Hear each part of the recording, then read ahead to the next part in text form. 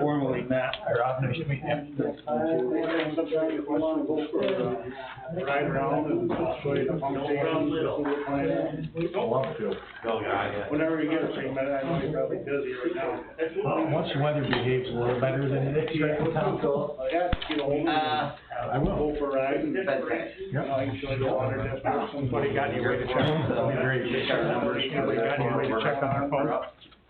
Every ounce of information we can absorb is better. I just checked it the other day, no. This guy goes through Philly.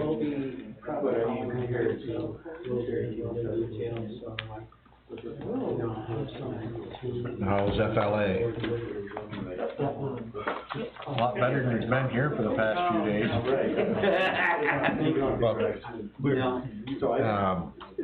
Talking to Jimmy Durant, he's down in Fort Pearson, Florida, 72.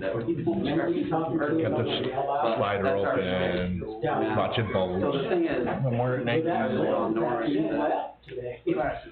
When we're at 19 below. Yeah. Pay for parking lot. But if we pay for the pay, as long as we cannot charge, get money back, so. Well, at some point, we will want to charge a nominal fee.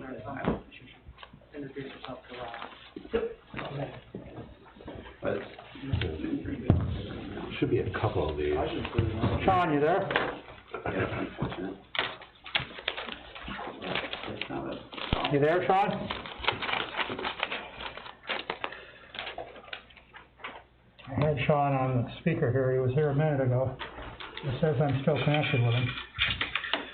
Yeah, it's working. Working?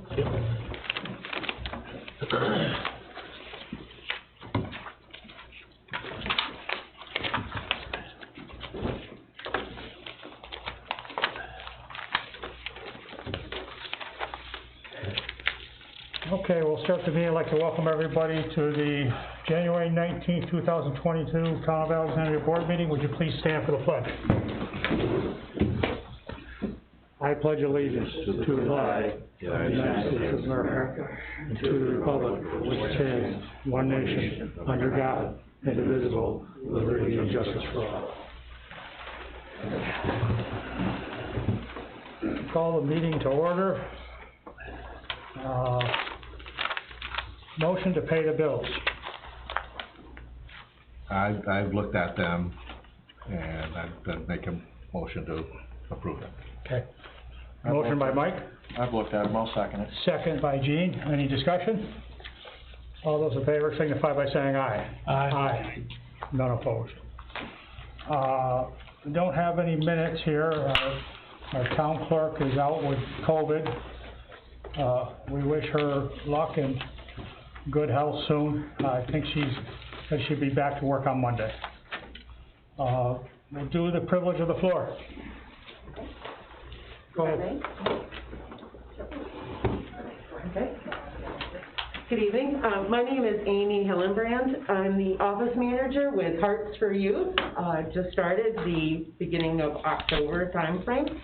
I'd like to ask the board for permission to use the ice arena in the summer for an auction, very similar to what the Nature Center did last August for their, it'd be the same auctioneer, Don Peck. We've contacted with him. I did talk with Jerry about potential dates, and he said it sounded good, but he asked that I come here to get the official approval. I do have outline of the times and dates that we were looking at, and what we're exactly asking for, which is use of the ice rink. Thank you. Permission to store some of the donations if we may. Use of the tables that are there so that we can display. There you are. And if we could, advertising on the board. There you go. Would anybody else like some as well? There you go. As you're saying, we did this last year for the Nature Center, and all the things you're talking about, we were able to help that group with, and I'm sure we'd be willing to help you with as far as storage, having you have access at times to take items in, helping you on the day of the auction as far as your displays and tables and anything else. we'll put these dates on our calendar. If you've talked to Jerry, there must not be any conflicts that he has. He said that. And I'll talk to him again just to make sure, and he will really be your contact person for the next month or two to firm things up. But as I said, I think Jerry's leaving, I'm gonna say in April. Okay. And you can talk with me and I'll tell you who we'll have you deal with, which will probably be Jerry's assistant down there right now, a guy by the name of Dennis. Dennis and Jamie and Jay Gaskin pretty much take care of all the physical things that go on down there and the equipment and so on and so forth. So between the three of them, we'd be willing to help you guys with anything you need. You know, they're definitely, the equipment, anything that we have, systems down there, or if you need tables and chairs from here, whatever it is. Thank you. And my name is Mary Beth Jarvis. I'm the program coordinator. I started at the same time as Amy, and thank you very much. And we should have a handful of volunteers with Hearts for Youth as well. So anything that you guys are willing to allow us to use, that is wonderful. Thank you, everybody. Okay. Yeah, appreciate it. That'd be great. Yep. So we'll just plan on that. We'll mark that down on our calendar. I'll ask Jerry to actually put it on the town website where we have a calendar Thank you. for the arena. I'll ask him to put it on there, and we'll go from there. Thank you, I appreciate it. Not a problem. Thank you for the time. Thank you. Thank you. Anybody else for privilege of the floor? Okay. If not, I'll get started on the agenda. I've got the appointments here.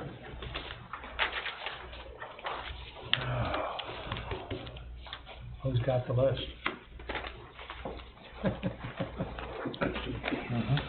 Okay, so I've got 3 pages here of the yearly appointments for 2022 for the town of Alexandria.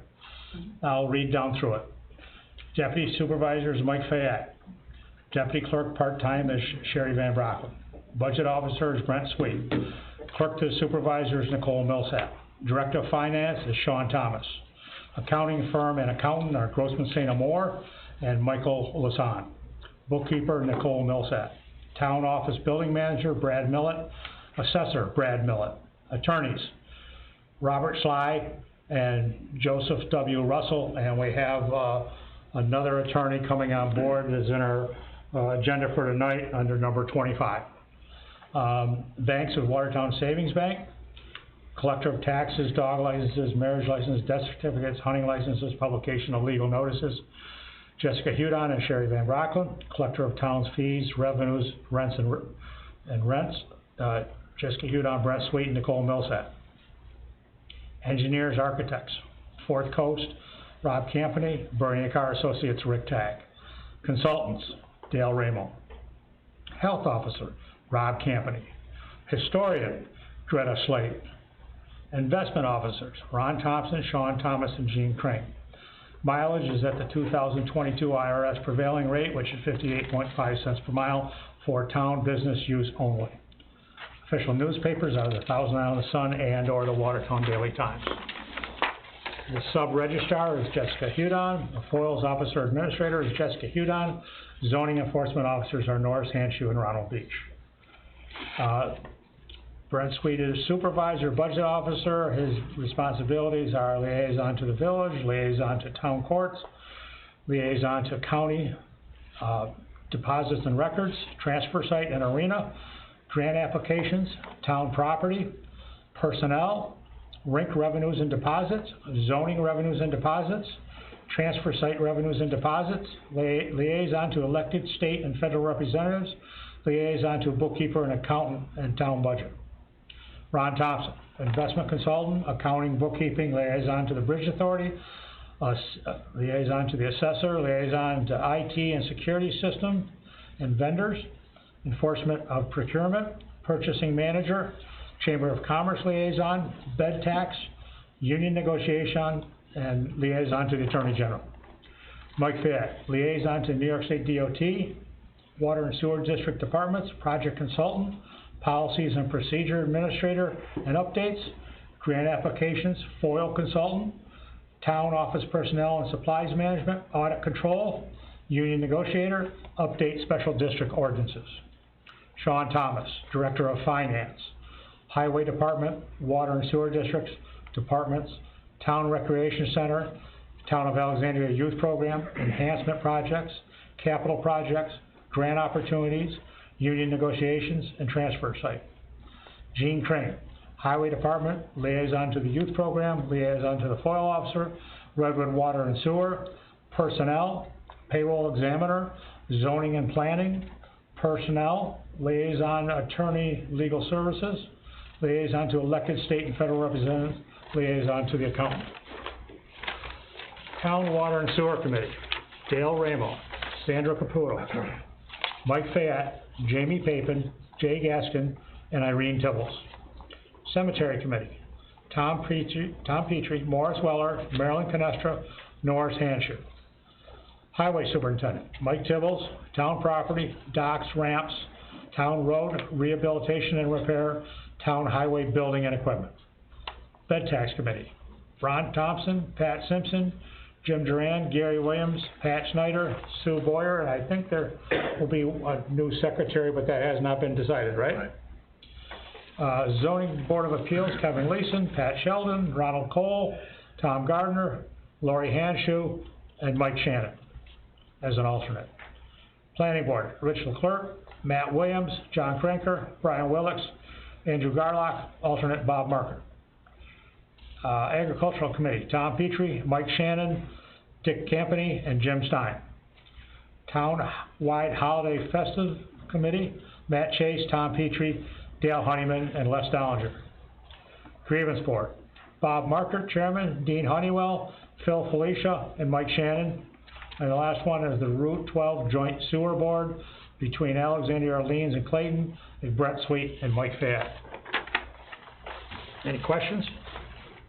If there are not any questions, I need a motion to accept the 2022 appointments as I just read. I'll make the motion. Motion by Gene, second by Ron. Any discussion? All those in favor signify by saying aye. Aye. All those opposed? None. County Legislator Phil Reed. Phil's gonna talk to us tonight and tell us, what's going on with the county and... Yeah, well, the main reason I talked to Brent about it, I didn't get a chance to talk to Steve about it yet, but, some of my colleagues and I have been getting inquiries about, VRBOs, Airbnbs, not collecting bed tax. So, a few years ago, this was cottage industry, and now the numbers that we're getting is quite substantial industry now. 2020, roughly $3.4 million in gross sales. 2021 numbers are close to 4.9 million in gross sales. So, as a county, when we first talked about this with the industry, there wasn't a lot of pushback because they're used to this in different parts of the country. It just hasn't been addressed here in Jefferson County. These are substantial numbers. But part of the issue that comes before us is that while we have a robust marketing system to market the county, other players in the industry are collecting this tax on behalf of this marketing campaign, and some of the industry is now, it's a major industry, is not contributing, and not through any fault of their own. They just haven't been asked to flip the switch on collecting that 3% bed tax, which in turn the community gets 48% back that's generated in for their own marketing efforts. And we have a really good marketing effort through the TI Tourism Council. So I guess the big thing is here is, do you folks have a temperature, or take your temperature as far as, is this something you want to move forward with at the countywide level? And if so, letters of support would be a good thing to have as we move forward. We just started scratching the surface on this last week, generating some phone calls. But just to get your general feel, is this something you'd like for us to move forward? It has a lot of legs to it because it does require home rule legislation, which needs to go through the state government. And as you know, they closed session in June. So if it's something you want to accomplish this year, we would need to start moving forward, with a request. So, I have contacted our state representatives' offices for Jefferson County to let them know that these conversations, while then casual, may get legs and go rapidly, so they're not caught off guard. So, your thoughts are to keep this effort moving forward. I just wanted you to take your time and get back to me. I don't want to put you on the spot right this minute, but that's just kind of, my counterparts are getting along, especially the resort areas and down around the lake.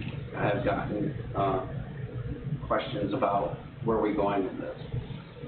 Ron's involved with the Red Task Committee quite a bit, and you guys had discussions about this? Well, we've actually had discussions Amongst here yourselves, yeah. also. Yeah. And everyone that I've talked to, feels that, you know, a level playing field is certainly not unfair, and it's not a level playing field right now. And those numbers you said are gonna generate about almost $150,000, which will be split between the municipality that generates it and the county. So that means another $75,000 for the county to use to bring more people here. And I know in St. Lawrence County, it's already in effect. It's in effect in a few other counties around the state, so it's not like we'd be the only ones, and I think you're gonna see more and more. We talked about it at a TI council meeting today, and one of the interesting things that they're gonna, that Corey's gonna check on is that on a lot of the VRBOs and Airbnbs, they separate the rental fee from the cleaning fee. Right. And Jody Pettit from the Hilton Garden Inn in Watertown, it was a remote, so we were all, you know, we're on Zoom. But, I told her, wouldn't it be nice to be able to separate your housekeeping fee from your room rental fee and just charge your taxes on one versus the other, so. To answer the question as far as like the bed tax committee and the conversations I've heard, I think it's a matter of fairness, and it's not like we're trying to pick on them. And that most of the people that rent those places, another 3%, they're not gonna blink an eye at it. Well, it's almost more than that. Like, kind of like, I think you touched on a little bit, is, it was, for a long time, it was a kind of a rare thing. Yeah. You know, you saw them here or there. Now, it's all over the place. You know, and you know, kind of touching on like what Ron's saying, is it's, they're housing almost as many people, if not more, than our motels and hotels. So, just kind of thinking along those lines, just makes sense for them to be treated like them. Well, if you think about 4.9 million, you just said, which is the first I've heard of the total overall number, what's grown to, and it's only gonna go higher. That is more than any existing property in Jefferson County. Right. So that would be like somebody just built a 120 or 130 unit Harbor Hotel somewhere in Jefferson County, and they weren't taxable. Right. It's, granted, it's spread out over the entire county, but it is significant in its magnitude. Now, that's the point I'm trying to make, it was a handful of places here and there, and people kind of know, well, I guess that's one over there, or that might be one over there. Now it's like they're right next door. And now it's an industry too, that people are buying these for the intent purposes of Yeah, there's a lot of generating that. revenues for a business. God bless them. But if you're reaping the benefits of our marketing campaign, which is costly, and so just flip the switch and help us help you, right? And that's kind of the thing. The pushback from the VRBO industry, when I talked to our county administrator, when we first asked them to kind of look into this, they were like, we don't care. Yeah. It's literally flipping a switch. And so, we're looking at lost opportunity for increased marketing funds. And so the county, you know, we came upon a fund balance in our account, but we have increased the amount to the TI Tourism Council over the years. It's been significant over the last 10 years. And so we got to keep some in there, but I would envision, and our colleagues wouldn't have any problems, that this money goes right back into those efforts. It's also gonna generate some income for some of the towns along the lake that don't have motel hotels, but do have the VRBOs and the Airbnbs, because obviously they've got quite an asset there in the lake. So it's gonna put some money into some towns that don't presently get it. What's the limit right now for motel rooms or cabins? There's Six, I think. 6, so anybody under 6 is not required to collect that tax. Correct. It might be 5 or fewer, you know, like, For a campground, you can't have more than 4 units before you have to start dealing with all that. is it So 4? I think cabins also are It might be included in 4. that, on one piece of property. If you have multiple pieces of property, you can have 4 on each property. Right. But if you're like a VRBO house, the maximum you could have is 6? No, I think the idea would be to implement something that does not have that. But I'm just saying, right now it's 6? Well, if you have, say you have cabins, on your property, and you've got 10 cabins, you charge 3% and remit to the county. If you've got like 3 cabins, you don't remit anything. The intent, I guess, in the beginning was to lessen the burden of the paperwork and the collections on very small mom and pop. And that wasn't really on the radar screen, No, 10 or 20 years ago, but now this is significant. Who's the enforcement entity as far as that's concerned? That will have to be a work in progress. but VRBO and Airbnb especially, you say it's part of their software. I was gonna say, I think it's a selection that you can select right in their software. Yeah. They will collect the bed tax and then They remit it to the county I was gonna say, in themselves. St. Lawrence County, I know both VRBO and Airbnb do it that way. Yeah. Yeah, and it's not targeting somebody, it's just help us help you market this area. And, clearly, they're reaping the benefits of our marketing efforts. I'd like to make a motion to authorize Brent to, compose a letter of support for that effort. I would second that. Second. Any discussion? Very good. All those in favor signify by saying aye. Aye. All those opposed? None. Okay, then we'll take that as a yes, and I've invited the new chairman of the board and vice chair. We're gonna have an introduction with,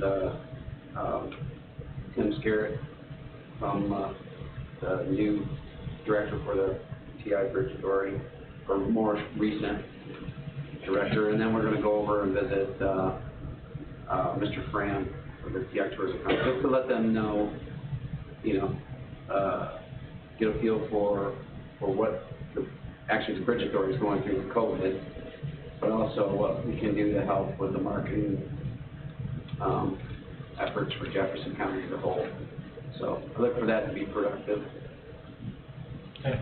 Any questions or anything else on anything? Airports, we're up, I think the numbers for November, we're up over 100% for the bad COVID year, but we're looking at. See, Ogdensburg, one of their small airlines is pulling out.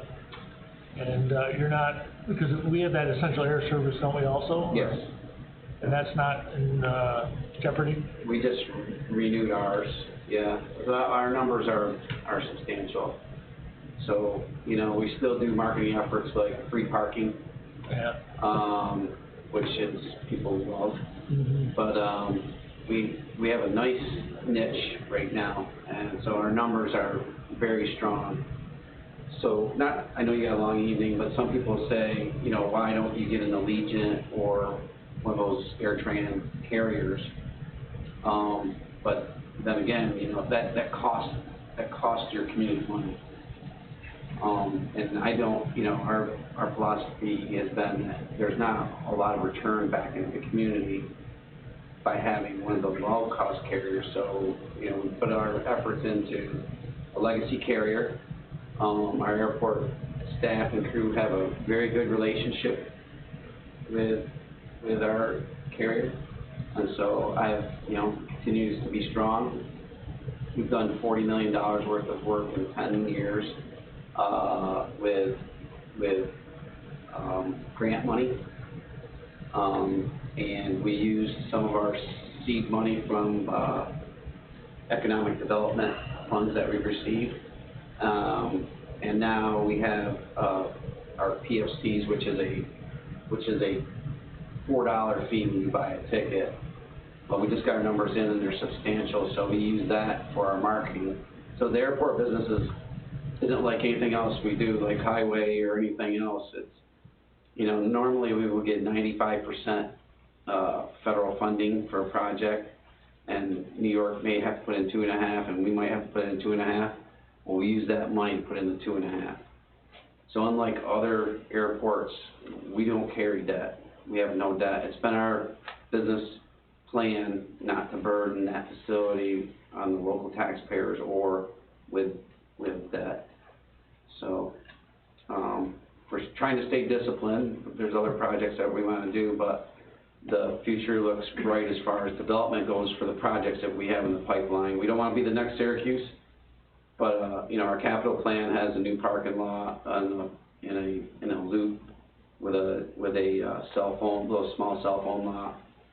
Our air methods hangar, we just signed a contract on that, so we will build them a new hangar, which will open up that hangar space, which we're out of hangar space, so the things look good out there. But the highway, with the funding that we're getting in the pipeline, looks good and strong, so I'm sure you guys are receiving some of that money too, so. Yeah.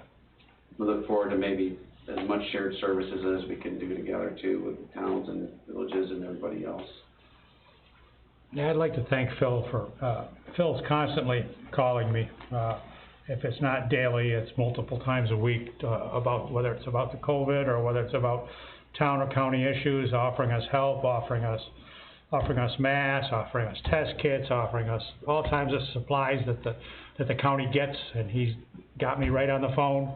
And where do you want them delivered, and when do you want them, and how many do you need, and call me back, do you need more, and he's been a great help through this whole thing, and I'd just like to say thank you. Thanks, appreciate that. We do appreciate it. Call me anytime, and I'll let you get on with everything else, but I can come back anytime you guys want, and good luck in your new session. I hope everything goes smooth. Catch you later. Thank you, Phil. Yeah, thank you. Okay, Streetscape Bid Acceptance is number 3. I think that you guys have got some stuff labeled there, and these are just some figures of where we stand. You'll see the 3 bids on the first page. You'll see the second page, the low bidder was TJ Fiacco Construction. We've been in talks with them, and they're excited about doing the project. And they'll be ready to go as soon as the weather allows them to, and we get all the paperwork in order. The 50-50 split with the village means we have to come up with the $346,586 to cover the contingency and all of the non-construction items that were in the contract. I went to the village board meeting last week, and the village unanimously approved the municipal contribution split, and I'd like us to make a motion to do the same. I've been asked where the money will come from. We have fund balances that we had already budgeted, the first $309,000. We have additional fund balances. I think everybody sees the sales tax report that I put in front of everybody and that I emailed them. And our sales tax was over our budgeted amount this year by $529,000 to the plus. We also have the ARPA funds. I was on a webinar earlier this week explaining what this money could be spent for, and there's a lot of items, a lot of member items or items that it can be spent on, and this would definitely be one of them from the questions that I asked at the webinar. So I'll need a motion for us to accept the town's municipal contribution for $346,586. Anybody have any other questions? The budget papers are here in front of you. I'll make that motion. You make a motion? Yep. I need a second. A second by Ron. Any discussion? It's not gonna cost any more in taxes, it's all gonna come out of sales tax or stuff that we already had. Yep. Okay, motion to approve. All those in favor? Aye. Aye. All those opposed? None. Motion passed. Town engineer report. Rob. Yeah, I've got about 4 things. The, Route 12 sewer changes to the drawings and specs will be done hopefully by the end of this month, so then we'll be ready to go to bid on that finally. I do have to get some paperwork from Joe Russell on the easement, so I have called Joe Russell to try to pick a time that we can meet. I left a message with him today. Mike, do you wanna be involved in that as far as the Outer Street district, like, as we change those district boundaries? So as soon as I hear back from Joe, do you have a preferred time? Or do you like it late in the day, early in the day? I'm Doesn't over, really matter. yeah, just, Yep, yeah. as soon as we I'll can work get it going out. on it. Yep. We got a lot going As on soon with as I that. hear back. We got a lot of stuff going on with that. Yep, we did receive the Army Corps permit for the Goose Bay boat launch. Did you see? I forwarded it to you. I don't know if you had a chance to see that. So that's the last missing piece on the Goose Bay boat launch project. So, we will get 100% approval from Ready, and we'll be able to go out to bid for that as well.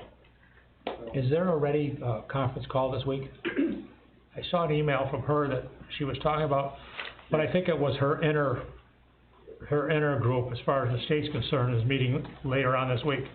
I That must think not, we have a call next Wednesday, but I can double check Okay. that. Yeah, we have a standing call with them every 2 Yeah. weeks. yeah, So that should be ready to go as well. And then, as soon as we get done with the, Route 12 sewer changes, we'll get the Redwood stuff out to bid for the UV system and also the improvements to the dosing tanks, so. Trying to get Route 12 done first, so we can get that out on the street. So that's really all I have. I do see you received an email back on our CFA funding that we applied for back in July, that we didn't get any of the CFA money, which was highly competitive. We didn't get any, for example, there's no actual violation for the Otter Street sewer, right?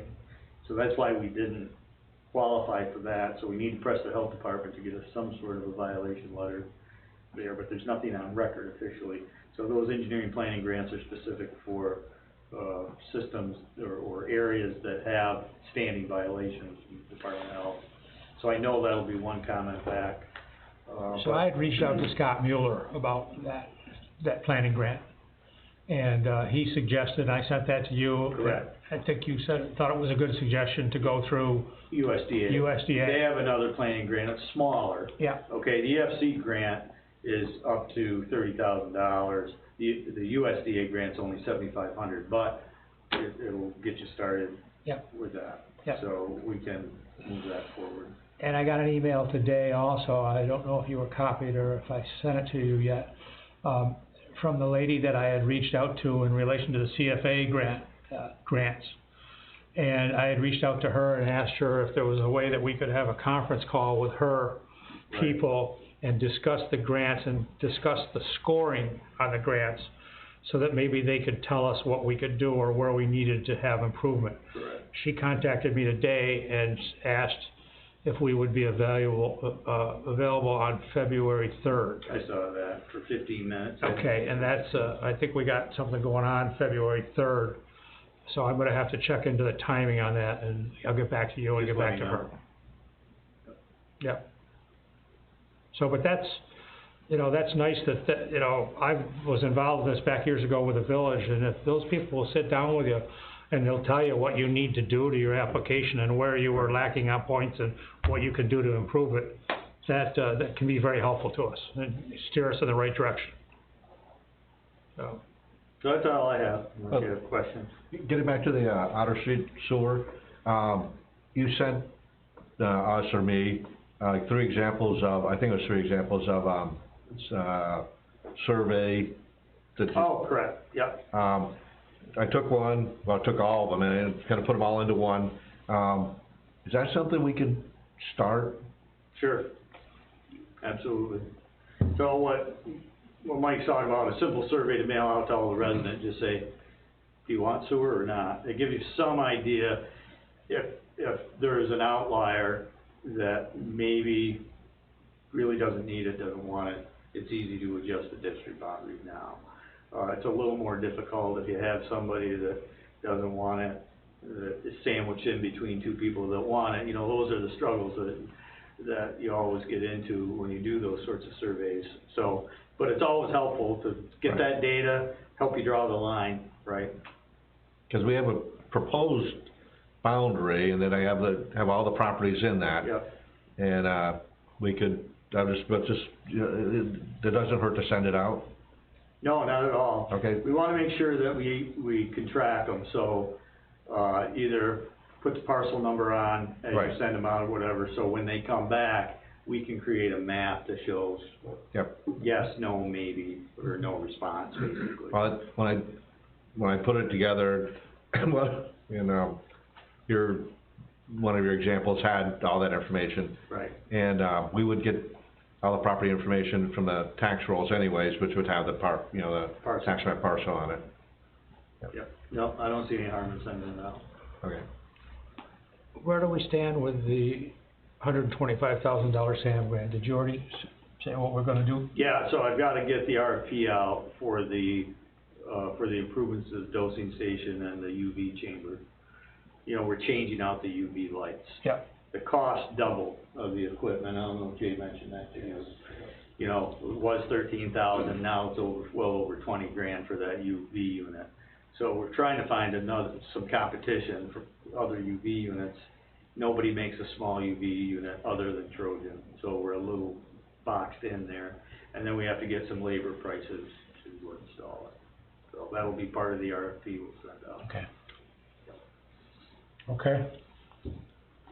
Work session, I think I've notified the board members by email that we have a work session Thursday at 3 o'clock here, the 20th, which is tomorrow, with the rec tag Bring a Car, and we're gonna start talking about, things at Bonnie Castle Stables, what our plan is up there and where we're going. The town closed on the property and owned the property as of last Tuesday, so we own it.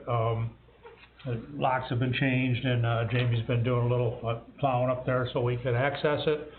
And I'd like to get the board members up there and take a look and start putting a plan together. And we'll meet with Rick Tag tomorrow here to start going over that. Budgeted dump trailer, number 6.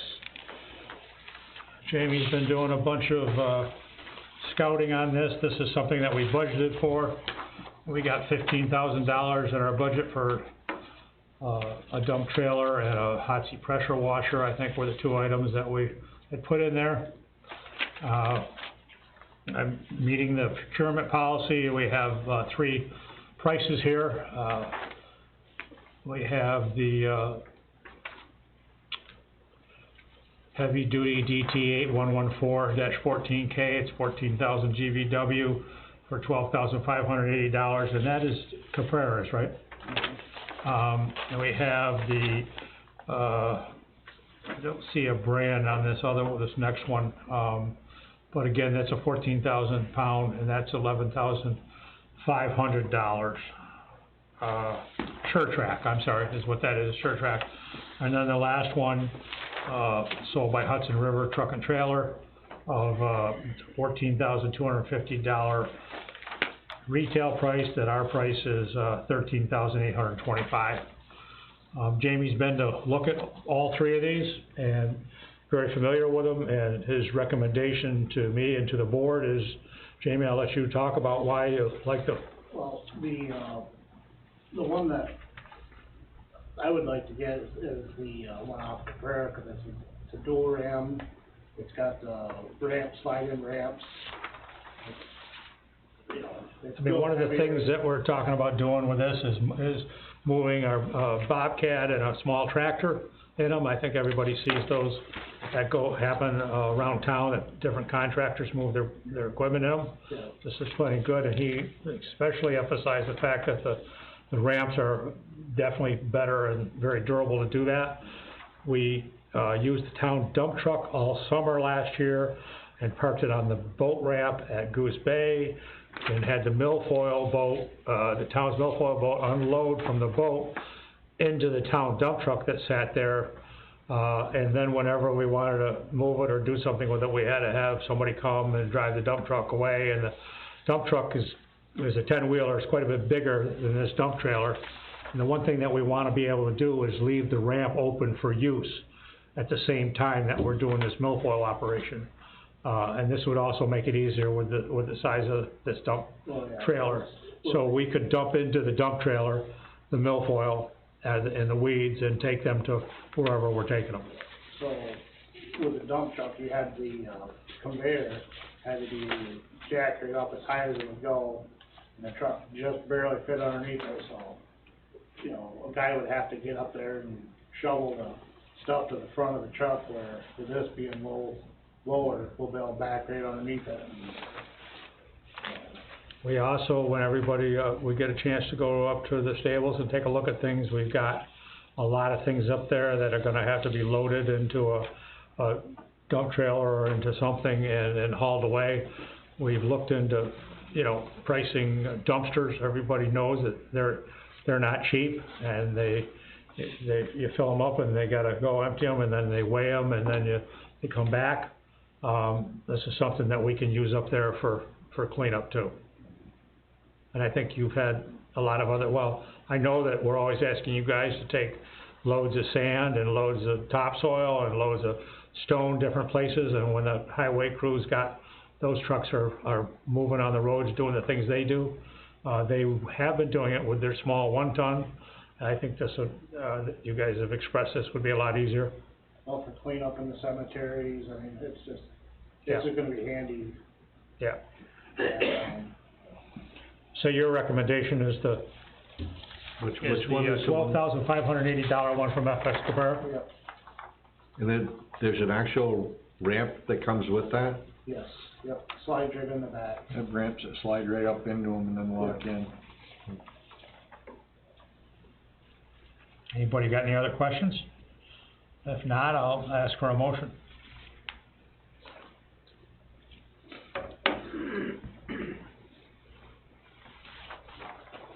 It's already budgeted? It's already budgeted. We've already Check with Nicole and, So we'd already made a decision prior during the budget process to buy one of these things? yeah. Okay, I'll make a motion. Motion by Ron, I'll second it. second by Gene, any discussion? All those in favor signify by saying aye. Aye. Aye, all those opposed? None. Okay, Jamie, thank you. Bobcat purchase versus rental, number 7. So we've been looking at, buying a Bobcat, we actually put it in the budget. We got a price to purchase a Bobcat when we did the budget 3 months ago. And the dealer told me a week ago when I asked him about it, that he had to send me a new price. So I knew that didn't sound good. So he sent me a new price, and I think our original price, I don't know if I believe it was $73,000 or $74,000, and the new price I have is $90,000. That's with 3 attachments. One is a mower of $5,500, one is a brush hog of $7,100, and the other one is the heavy-duty bucket of $1,553. My suggestion with this situation is gonna be similar to what we decided to do with the highway department with the excavator. And I'm gonna suggest that maybe we rent this thing, for a period of time. Also, with the prices that I gave you the second sheet as a rental price of $4,700 a month. I talked with Jamie quite a bit about this. Jamie's a little bit concerned about the mowers that we're talking about putting on this thing, because the mowers on a Bobcat have to go on the front. Right. So when you're mowing with a mower in front, you don't know what's there, always. So I asked the Bobcat dealer, I said, can you put the mowers in back? He said, absolutely not. So, for the cleanup and a bunch of work that we have at the new rec center or the new the stables, is I think that maybe we should rent a machine and we should do some cleanup up there with that. and then think about what we wanna do. We talked a little bit about time-wise, we're not talking about going up there and doing any of these activities till April, is what we talked about. A little bit of that is weather permitting. What is everybody else's thoughts? you know, I can't see renting one, cause that's gonna be a long-term facility. I think this thing's gonna get used a lot over time. The mower, I think that's a waste of money. There's a number of other implements, like a snow blower, would probably be more useful than that mower ever would be. Brush hog would be not a bad idea, but I mean, I think we're not really thinking long-term if we think about just renting it, because if we, say we rent that thing, it's like $4,500 a month. Well, we use it for this summer, 3, 4, 5, 6 months.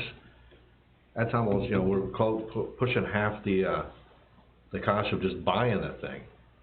I think one of the things we also talked about for up there, Jamie, is we've been going back and forth on whether we thought a skid steer or a tractor would be the best piece of equipment for up there, too. I think one of the reasons that we steered away from a tractor is because of tires versus tracks, and what's up there. Once you get the place cleaned up, I think a tractor would be the way to go. How long would you say you'd need a skid steer up there to get that place cleaned up? I mean, like we talked before, I mean, the board needs to go up there and we need to talk about Yeah. what Yeah, which is what we wanna do. which is what Jamie has said to me all week. We gotta go up there and we gotta look at everything. And cause to sit here and try to estimate that doesn't make sense, so, My idea was, for now, just get the outside cleaned up, so we can mow it, make it look presentable, you know, then the inside, I mean, there's all kinds of demolition that needs to be done, so. So this isn't a decision that we have to make tonight, so I guess I think I'm understanding that we really should go up there and we should put a plan together of what we wanna do. Everybody okay with that? Yeah. Yeah. Sean, I'm checking in, are you hearing us?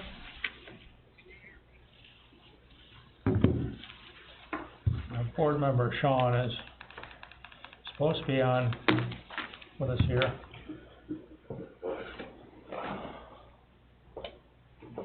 Can you hear me? I can hear you. Can you hear me?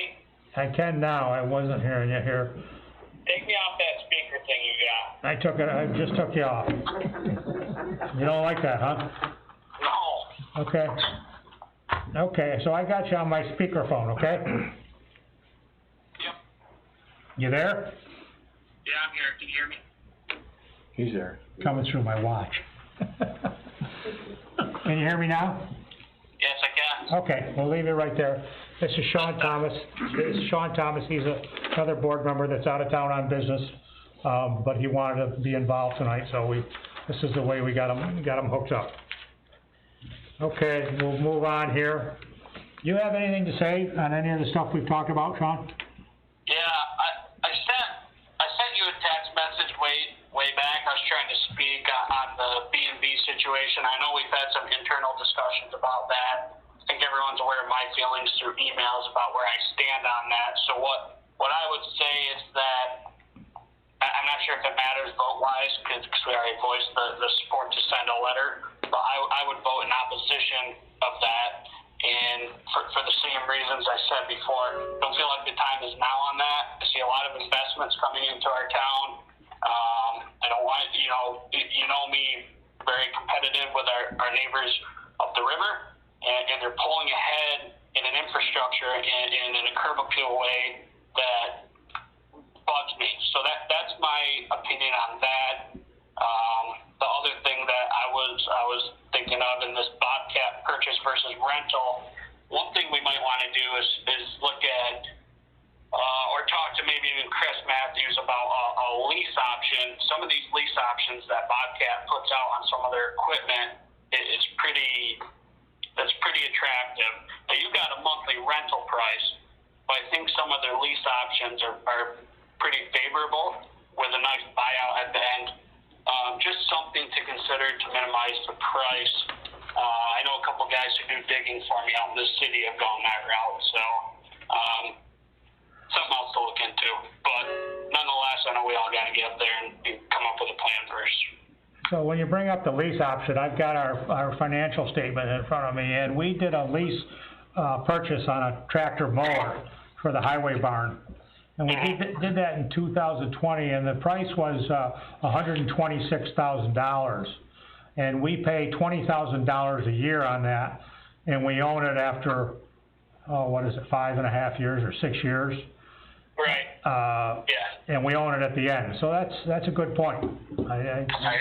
Yeah. I think that's, I would rather do I that. think that's something that we should look into, because, you know, the $4,700 a month, you don't get a nickel back, so. No.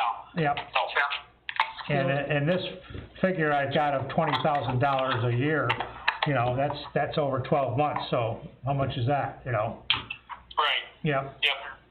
Okay. The only thing that I'd like to keep in mind is, and I think lease purchase is certainly worth looking into, is obviously what the interest rate is.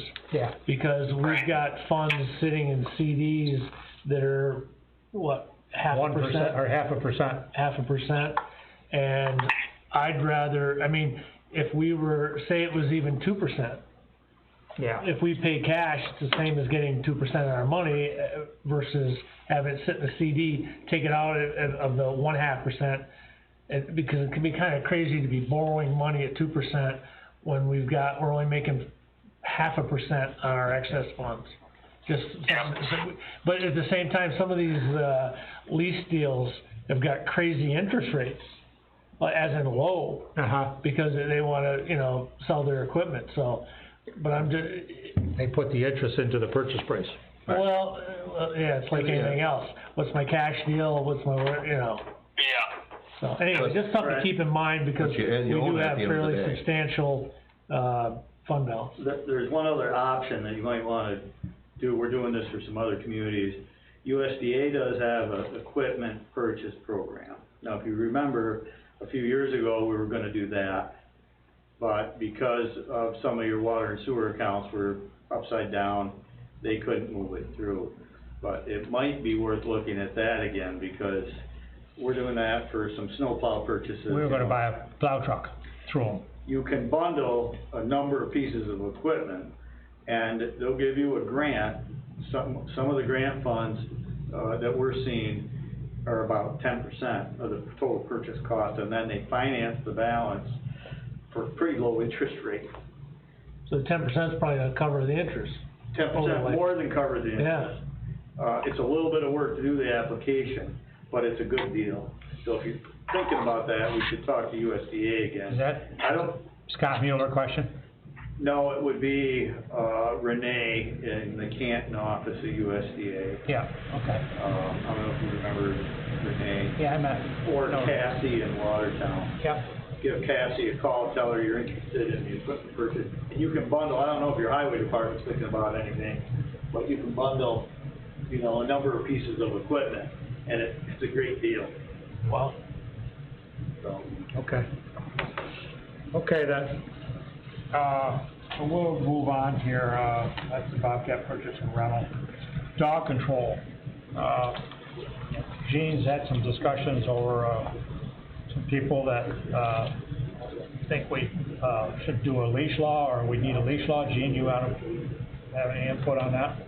I just got a phone call from a person that was having a neighbor's dog harass him and his livestock, and he wanted the town to put a leash law in, because he said when he called Jefferson County Dog Control, they said if the dog was licensed, there was nothing they could do about it, because the town of Alexandria doesn't have a leash law. And if we did, the county would come to take care of it? Well, so that, They didn't come right out and say that. They just told them because we didn't have a leash law, there was nothing they could do. Right. And I haven't talked to the county to find out any different. So my impression is we spend a fair amount of money with the county on this dog. 14,000. Oh, 14,000? Okay. I think. It would be nice to get something for that. That was what my question was, is why are we paying this if they won't come Yeah. out and... All right. So I talked to the county, dog control, and I talked to the girl in charge, Rhonda. And I started to talk about it, and she said, are we talking on, what's the name of the road? That's County Route 111. Yes, are we talking about such and such a road? And I said, yes, we are. And she said, I've been out to the, next door neighbors who have the dog that have a problem. And I've been trying to talk to them and have them control their dog, but she did say trying, so she wasn't successful at that. I don't know if the dog has a license and there's nothing that they can do. So anyways, I looked into leash laws, and if we do, and I believe we looked at this a few years ago, and talked about fly about it. And I've got a couple things in front of you all that are a leash law that they are doing or have done in 2 other areas in New York State. One is Henrietta, and one is Mina, M-I-N-A, Mina. And you can see that they're pretty serious documents. You have to do a local law. From my discussion, I also have a letter here that I got from Lori at the Association of Towns. I reached out to her for legal advice about this, and she sent me this whole deal that you have about adopting local laws, which there's a lot to adopting a local law. You go through a process of public hearing and the documents you have to produce and so on and so forth. And one of the things that I was told, and I don't have the answer to this yet, is that you have to have a dog control officer for the town, and you have to have a shelter for the town, and you have to have a vehicle for the town. Even though we have a, So I called county dog control. And right, even though we have that. I said, would you take care of that part of it for us? She said, you'll have to talk to Mr. Hagerman, and you'll have to put a proposal to him. That's where that stands. So that means that he's the county administrator. So that means we would have to go to him, and I think that's the next step. I think you need to go to Phil. Huh? Phil. Yeah. Yeah. I called Phil about it. Okay. And he, What does that $14,000 cover? they come here and take care of dogs. They're not taking care of this situation to the satisfaction of the complainant. I'm just saying, does it I include do know. shelter for a dog? What's that? Does it include shelter for a dog? That they have one of the things. They have all those things. One of the things. So what's that? One of the things that we all looked at a while ago when they were talking about what we get for our money, there was a document here that talked about the shelter and how much it costs to maintain the shelter. Right. And how many dogs, and Jesse got a figure of how many dog licenses we had, and I wanna say 350 dog licenses here, and there was a computation as to, that's how they come at what our rate is, okay? So the county, as we all know, has gone through this problem with the dog shelter getting more and more expensive, and some towns have opted out and are doing it on their own. Which makes it even more expensive for the ones that are still in. Yeah. I was involved with a situation in the village when I was on the village board years ago, where the village opted to do the dog control. We had the DPW guys and we had the policemen chasing dogs around the village. They were loading them into village vehicles, and they were taking them to the village highway barn, and they put the dogs that they had captured in cages at the highway barn. And holiday weekend came along, and the dogs were in a cage, and they forgot about it, and they came back on Monday. Not good. So this is a very sticky situation. I think the best thing for us to do right now is to talk to Mr. Hagerman and ask him, tell him what we're looking for. I think what we're looking for is can you guys come and get the dogs? Can you guys shelter the dogs? Can you guys take care of the dogs?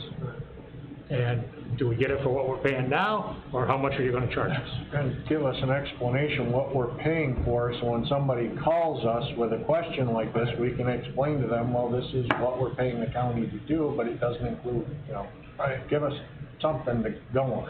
So what I'm thinking right now is, Gene, if you'd work with me, and we'll pass a couple emails back and forth between you and I, and we'll come up with an email full of questions.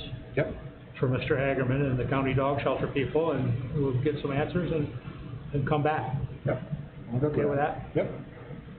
Like, say, noise ordinance, okay? There's been things that we've talked about in the past, and the problem is, we don't have a police force to enforce that. In this case, if we were to do this, it would seem like we do have something to enforce it, which is our contract with the county, if they say that they would do that. Yeah. So if we just need to pass something to empower them to do something that we may be paying for already, and we just haven't got paperwork right, I mean, that'd be nice. the way that I see this is that this, you know, could possibly work if we did go forward and create a leash law, and with the assistance and with the county dog control being involved with us and the enforcement of our leash law, is what we're talking about, right? So, I think we've just gotta ask a bunch of questions. Yep. And see. Yeah.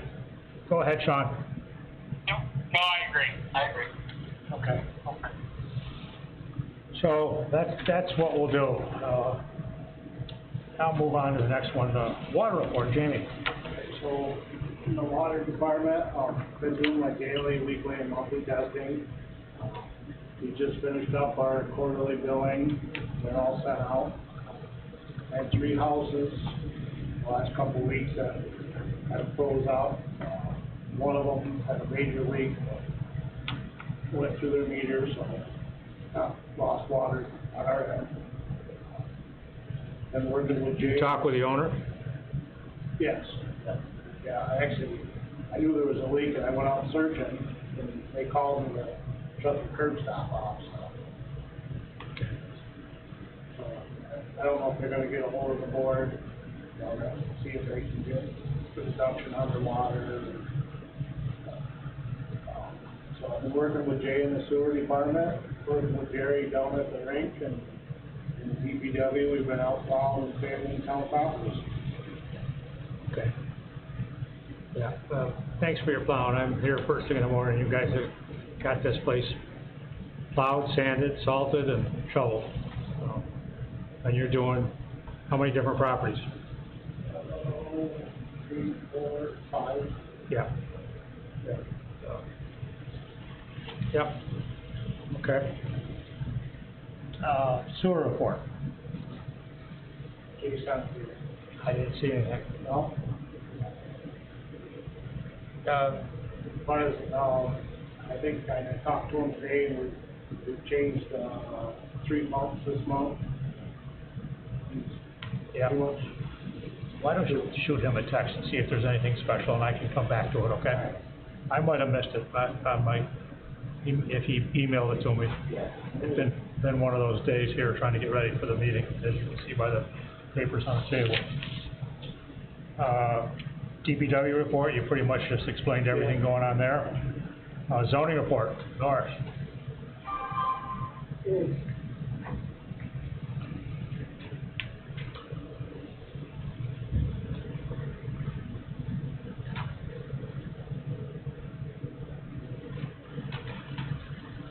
Okay, for the month of December, we gave out 12 permits, making it a year-to-date of 172. We had 2 subdivisions, that made 35 total. Variances granted was 2, making a total of 25. There was no variances denied this month. Site plans, there was none. We had 2 for the year. No special use permits, they were both 0. Violation letters, I sent out 4 violation letters plus a stop work order, making 67 for the year. 0 court cases, 0 court cases settled. I had 5 lot lines for the month of December, leaving 20, making 20, and I'm also keeping track of the foils now. I just started doing that in December because we get a lot of them. We're starting to get quite a few of them. And I had 2 for the month of December, and of course that'd be 2 for a year. I didn't keep track of that. Our total amount of money that we took in for the month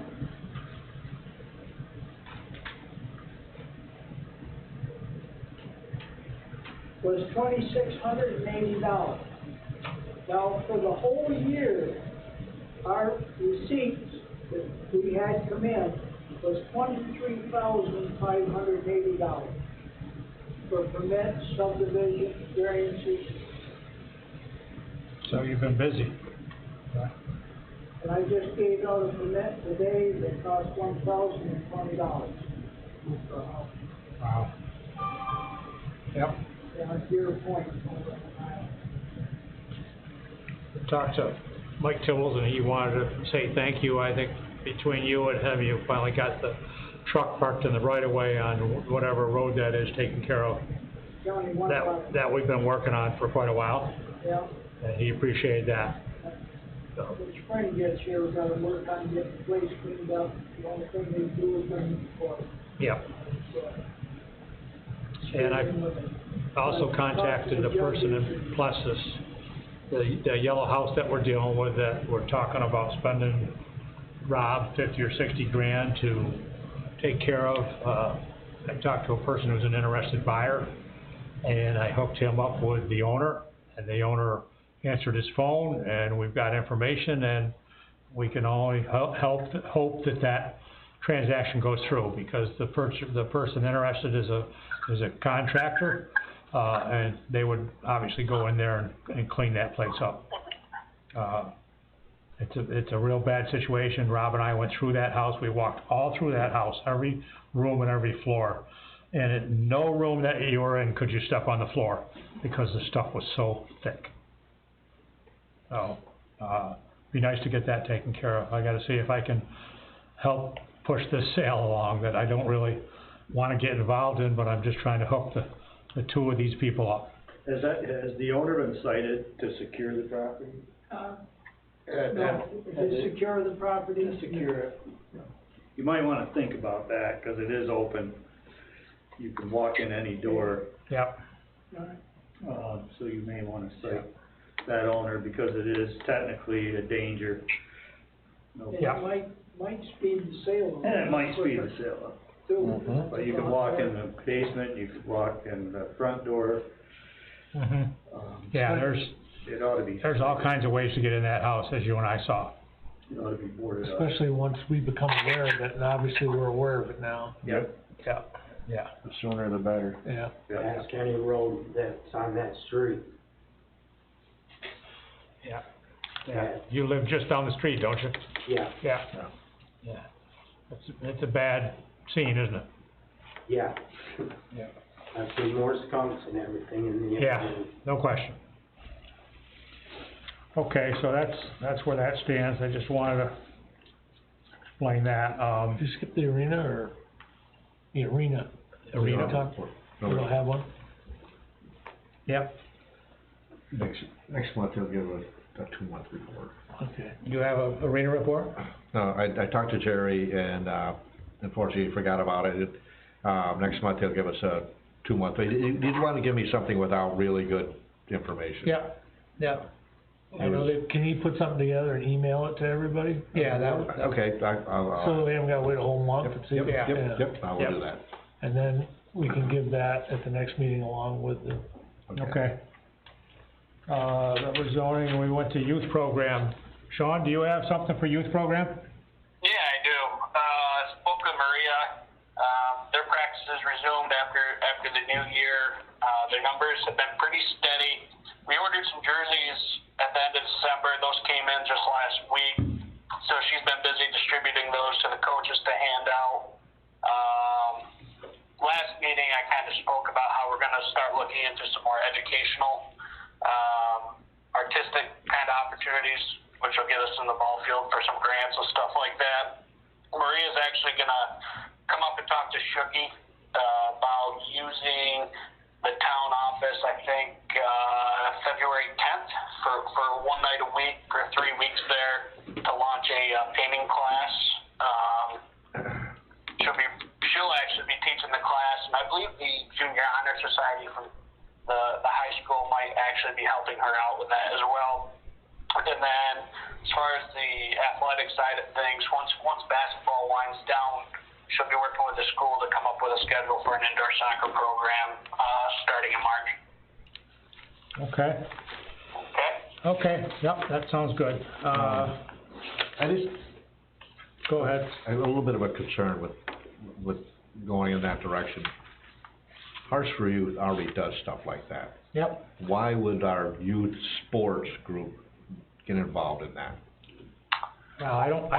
We're not youth sports, we're a youth program. I understand, but we already have another group in town that does that. Why would we wanna do that? Well, the biggest reason is to get some funding through the grants. Did the That was town- the biggest reason why we brought it up. Well, the problem with that is the town funds the town youth group. Hearts for Youth survives on all that stuff. So in effect, what you'd end up doing is financially hurting them. I just don't see the plus side in this. You're saying they're competing for the same grants? Yes, the exact same grants. And you're sure that if one gets it, the other doesn't? That's exactly what will happen. For sure. For sure. Who gave you that information? You No, know, I know that because my wife is involved in Hearts for Youth, and the grants that don't take this the wrong way. I think this is great, kind of thinking outside the box here. But these grants that you're talking about are the same grants that Hearts for Youth goes after. Yep. The exact same grants. Let me explain something is my knowledge of this process. Because when we had Scott DeAnge here, and who did we have after Scott DeAnge? Sue, we were applying for those grants, okay? That's right. And we spent a fair amount of time putting the applications together. And we didn't get any money in those grants. And they released those grants, and what they do is it's Jefferson County that gives out the money. And they give that money out to lots of different youth programs or Hearts for Youth or whatever the names are in the different communities, because I remember seeing the list of what they did. So we started saying, why aren't we getting these grants? And I think way back we did get some grants before my time on the board. Well, when they were combined, Hearts for Youth and the youth sports were one group. I'm not sure, but what I'm saying is that I was not under the impression from everything that we looked into, and we had Phil Reed pursue it, if you remember, to find out what the deal was, and it was because they were only giving grants to education, to groups that were doing educational programs, okay? I definitely was not under the impression that if this one group got a grant, it would take away from another group. That's exactly what will happen. Okay, well, we got that in writing or something, or? I just know from speaking to my wife, who's involved in this. I'm not questioning what you were told, I'm just asking. You know, there's only so much, these things too, there's only so much money to go around. Yes. So you got the town of Alexandria. Yep. Now, then we're gonna have two groups. They're gonna say, well, we're gonna send it to the town of Alexandria, so it's either gonna go to this group or that group. That's what's gonna happen. But we haven't seen it. I'm not, if that's, I'd just like to see this. Well, I'm just saying to you that, you know, way back in the day when this organization was combined, which I personally think it should be combined. Actually, it was never combined, Mike. Hmm? Hearts for Youth Inc. and Hearts for Youth was never combined. Hearts for Youth, in its original form, was what the TOA is now, because my wife was president. That's what I'm saying, it was all one. And then they decided to go with Hearts for Youth Inc. to try and raise more money for the kids. And there became issues with the two entities having the same name, everything else, and it branched off from there. But it's two, So they essentially did exactly what we're seeking to do. Yeah, she always used to apply for the grants from Jefferson County for the educational part for the kids, and that's what ran the educational parts for Hearts for Youth, and the town funded the sports programs running the town's youth. right. Well, That's the way I remember it. I can check with her, because she'll know It would for probably sure. be worth our time to, and I can arrange this with Maria to kind of sit down with Hearts for Youth and get some more familiarity around that and what they're targeting, you know, specifically for their programs and whatnot. I think, But, you know, as far as the town youth program goes, that's kind of what we're representing, I think, in this situation, and in no negative manner. I'm not looking to go to competition or anything like that. What's good for one's good for all. I totally support Hearts for Youth and what they're doing. But it's in our best interest, I think, to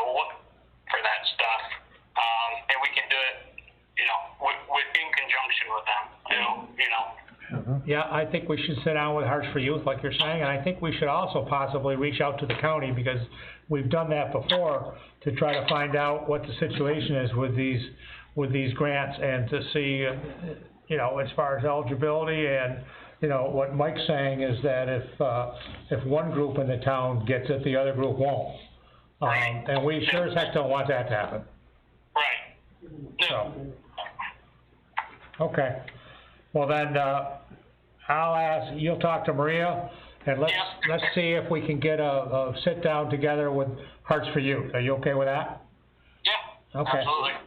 I don't have a problem, being involved. I've been to a couple of Hearts for Youth meetings with Mike, and Mike's wife Suzanne is on the board, right? Yep. Yeah. I'm not trying to shoot down anybody's, you know, ideas for different things, but Well, it let's just just seems ask to me they're questions. trying to create something Work to get together. something that already exists. We'll just work together. Yeah, You know? exactly. Okay, Sean, we'll do that, and as Ronnie said, the key to this is working together. Yep. So, okay, anything else for youth program? No, sir. Okay. Highway Department report, 15, here. Okay, good afternoon. We've had several pretty good ice events so far this year. I've ordered a set of chains for each mainline tandem snowplow. We don't need another rollover. The men and myself have discussed this quite extensively and all agree. I've been in contact with Paul Mitchell about grinding all trees in the brush pit. As soon as we get together, I will further inform the board on a decision. Jamie Beacon, Peter Moles, and Luke Parga from Pesh have all been on site. Looks like we addressed all the issues at hand. They were all pleased with the men in our facility. Thank you, Mike. That's the highway report. Have we ever ground at the pit before? Is this normal every periodic? I think that when Jerry Duran was supervisor, or highway superintendent, I believe that we got a machine came in from someplace that was a real serious grinding machine. I don't remember. And went in there and did stuff. And I remember when Jerry was talking to us about it, he had the people come and look.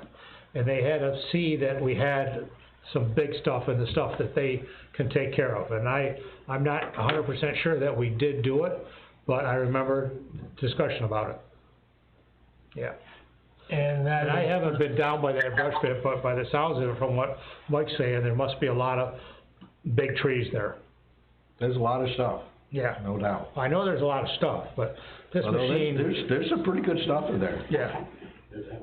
But is that something where somebody chips it and takes the chips with them, or chips it just to get things down? That's a good question. I don't know the answer. Well, he's looking into it anyway. Yep. Mike, if you're listening, you could text me or. I know he's not listening. He called me. He's been in a plow truck since 2:30 this morning and all day yesterday covering for a guy, and he said he was gonna go to bed and rest up. If we had any questions, we could all contact him tomorrow. Okay.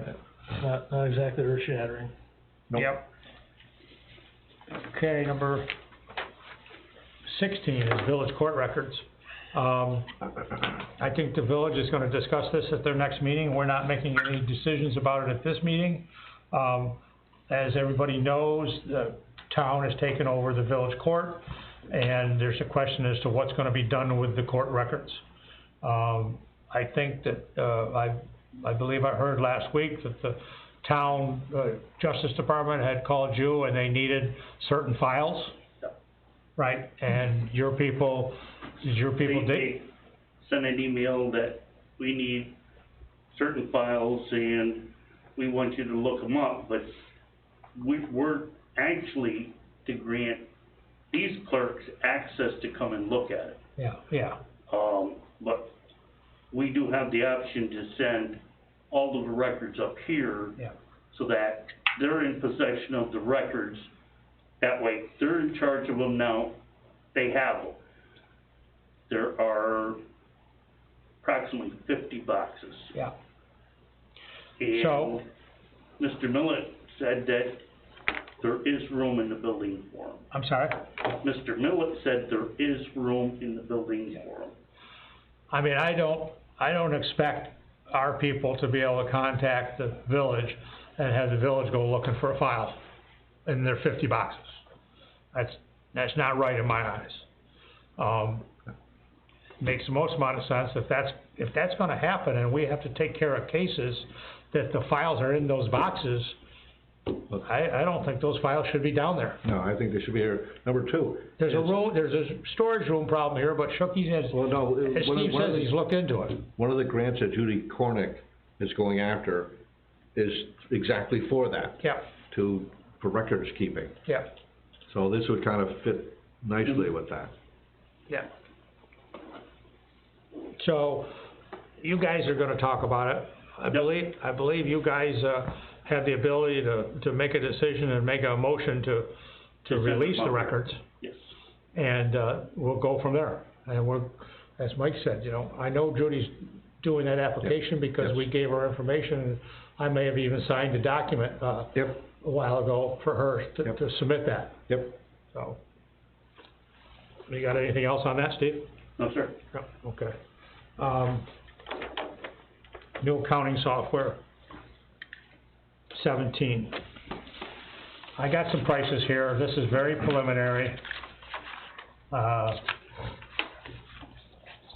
We've talked with our CPA. He's saying that we should look into some other software that's more municipal, town orientated than QuickBooks. This would be a huge step.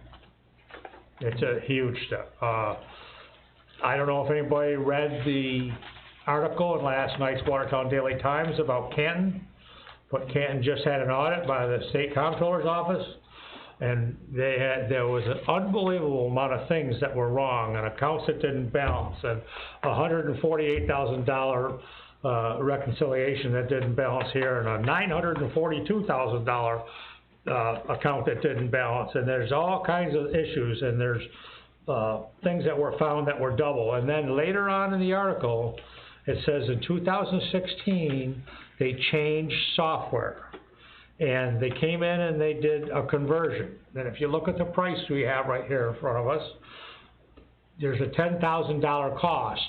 The whole system is, let's say, $23,000, $25,000. There's $10,000 of that is the conversion. And this article last night, and I'm gonna call somebody in the town of Canton, or village of Canton, to find out what the software was, because I'm really curious what the company is, because there's only half a dozen companies out there that do municipal software, and we've talked to 3 of them already. And I went to the Association of Towns, and talked to them, and they gave me the names of software people to talk to, financial software. So, this really scares me, and plus, this changing software is gonna be an unbelievable learning curve for Nicole. She wants to get moving on it and do it now. One thing I do agree on is if we're gonna do this, we have to plan on it taking place on January 1. If it's gonna take place on January 1, I gotta believe we need 6 months to get ready for it, or more. I think there's a lot of decisions, a lot of things. If any of you go to this site, go to Edmunds and take the time, I've gone to this a couple of times, and they have demos online, that they let you push the demo button and look a little bit at what the deal is. Mike Lasan has also recommended that we do the utility 1, 2, which means the water and sewer.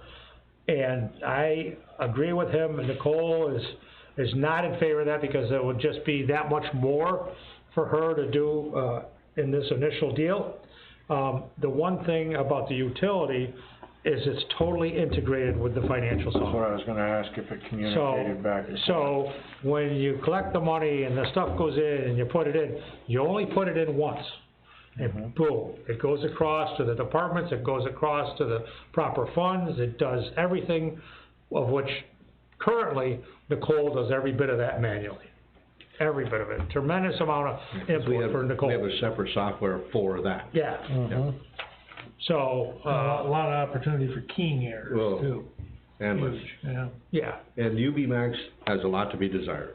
yeah, and I think that most of us who have dug into and have had a lot of involvement with UB Max, we would all say what Mike just said, and they have a lot to be desired. Is there, how much are we, because some of this is one time, some of it's yearly. Yeah, To go apples to apples, what? it looks what's like the yearly works out to about $7,000 or $8,000 a year. Or how much do we pay now? And the one-time deal is gonna be about $23,000. But QuickBooks, how much do we do now? I don't know the answer to that. Did you happen to see any QuickBooks bills in the? Well, I'm saying, I mean, when No, I we go to didn't make see a anything in the decision, survey. we need to, Sure. Yeah. I don't have a problem paying more and getting more. Yeah. I just wanna see what the magnitude is. Yeah. I mean, the larger overreaching is, QuickBooks is not municipal software, municipal accounting software. And that, it's always a struggle. You're trying to force a square peg into a round hole. Yeah. So we've looked into 2 other software programs, and one of them was $80,000 and one of them was $100,000. Yeah. So we didn't look too deep. No. No. Yeah. No.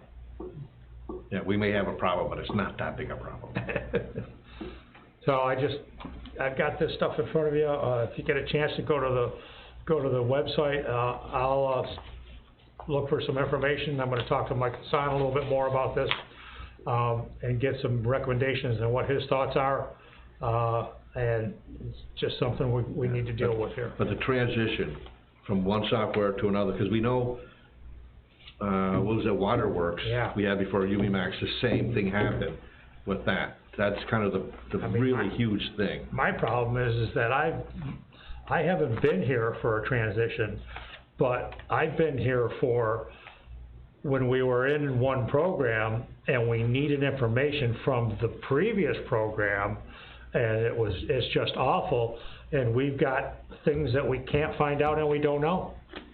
You know, the Waterworks situation was kinda crazy because we had the ability to go back into our old Waterworks program, and I wanna say he charged us $1,000 to be able to do that and go back in there, and we got back in it for 3 weeks.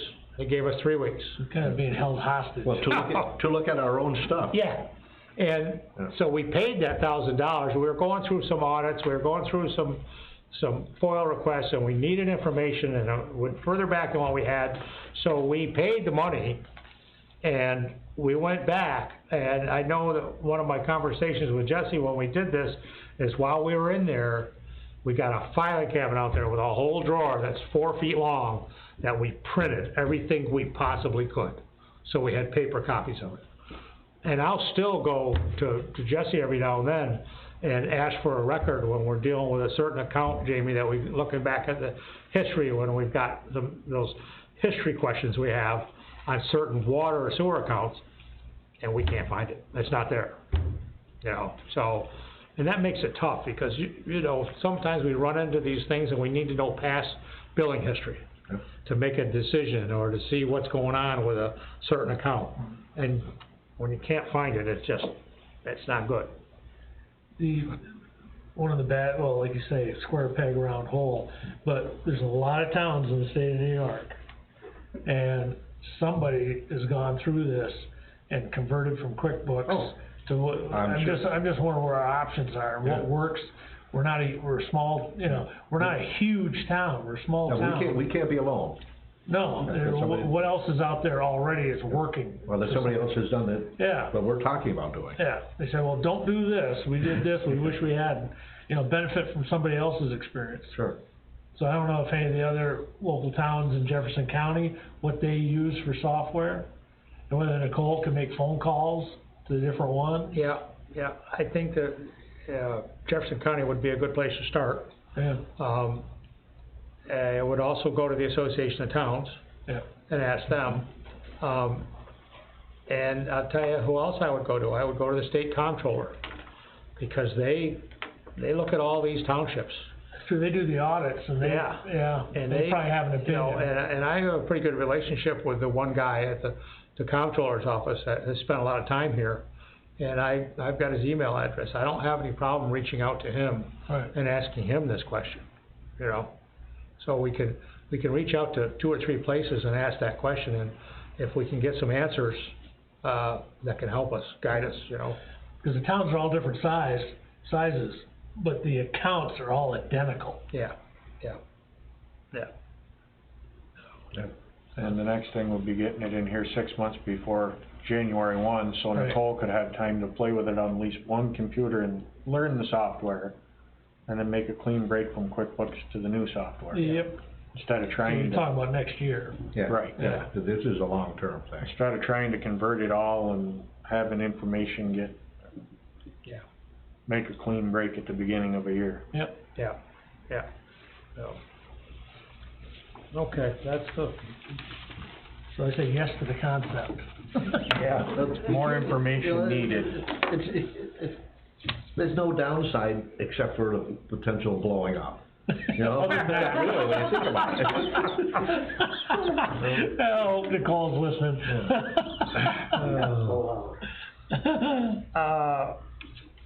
report from the Water and Sewer Committee. Mike, do you have anything? You guys are meeting Friday.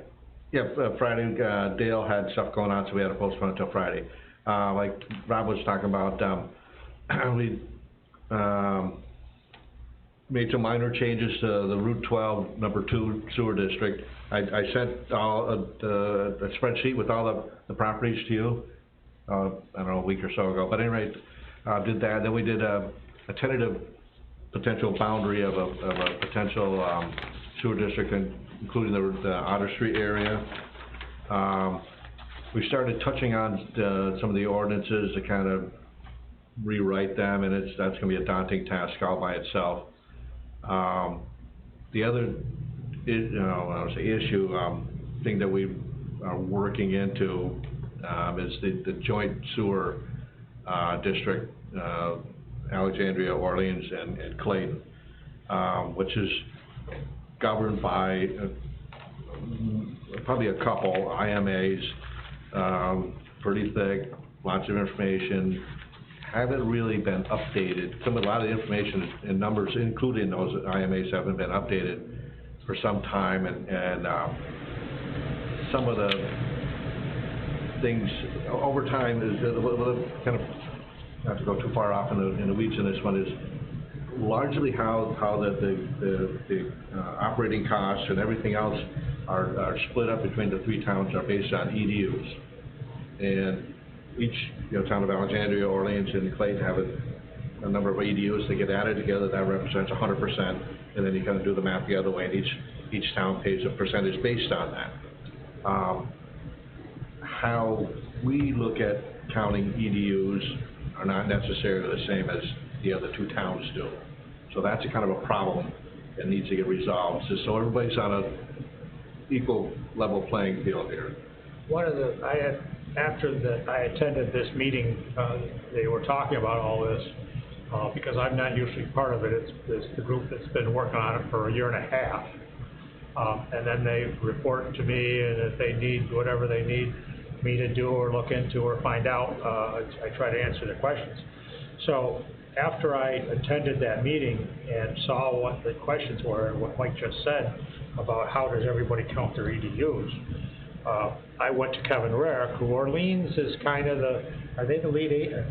Well, they kind of handle all the finances, Yeah. all the billing. Yeah. Like, so I went to Kevin Rarick and had a discussion with him about that, and he said, we're all on the same page as far as how we count EDUs, and we all should be on the same page, he said, because how you count EDUs is clearly in the IMA. He said, it's the last few pages in the IMA. So you sent me all the IMAs, Kevin Rarick sent me some IMAs, and I got about 60 pages on my desk that I've been reading, and those regulations and how you count the EDUs, they are in the IMAs, and everybody's supposed to be following those. but If everybody's following those, I don't know. I know we are not, and we are not for a very good reason.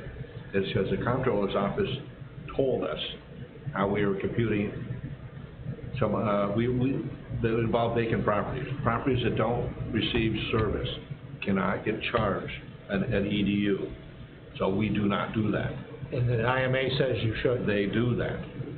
Yeah, but instead of calling it a EDU, can you call it a benefit assessment? Because the line, they're benefiting from the service, crossing their property, or being able to be connected to their property? You can only do that for capital. You cannot do that for reserve or O&M. So So it's even more split out, which if you looked at, if anybody that in this room is getting a water and sewer bill, starting in April, you probably saw it in your taxes, separate line number for whatever water, sewer, or both in some cases. That piece of property's responsibility for the cap. Which is the debt. Which is the debt. Cap. And you can do that for vacant pieces of property. Which is equivalent of the benefit assessment. Exactly. But you can't do that for O&M or reserve. You actually have to be receiving service. And we previously had been doing that until the comptroller was pointed out to us, you can't do that. So we stopped and we changed. Okay, well, let's say we had 100, and then we stopped and we changed. Our number became less than 100. Yes. Okay. How did Orleans bill us? Like, are they billing us on the 100, or are they billing us on the smaller number? The kind of funny thing about that is over time, the EDUs have changed. Like, for example, Swan Bay Beach Club, with the RV park, has mushroomed from the number of EDUs that they had at one time. So even though we don't count vacant properties, they've actually made up quite a bit of the difference. Well, I guess my question, when you change the EDUs, do you notify Orleans? Yes. We're supposed to. Well, it sounds like, I don't know. say Yes. Swan Bay. Recently, in the last year, or maybe I'm gonna say 2 years, we have notified Orleans. Well, And they changed the billing, and that's where I'm happy you pointed that one out. And we did, you're right, we did do that. I take it back that we had. multiple times. And so, the joint sewer district has a certain cost per EDU. So our EDUs went up, so we're sending the joint sewer district more money than we really need to. And that, which just caused their fund balance to get bigger, because we're actually sending more into a system that doesn't need to be. The other thing, when the district was originally formed, the 3 towns, and they had the sewer plant at a certain amount of capacity, and you use the same EDU thing with the percentages, each town gets a portion of the excess capacity gets distributed by the percentage of EDUs you happen to have in this district. Well, that's the way it was when it first started, and then various things got, towns got a few more users, so it kind of ate into that.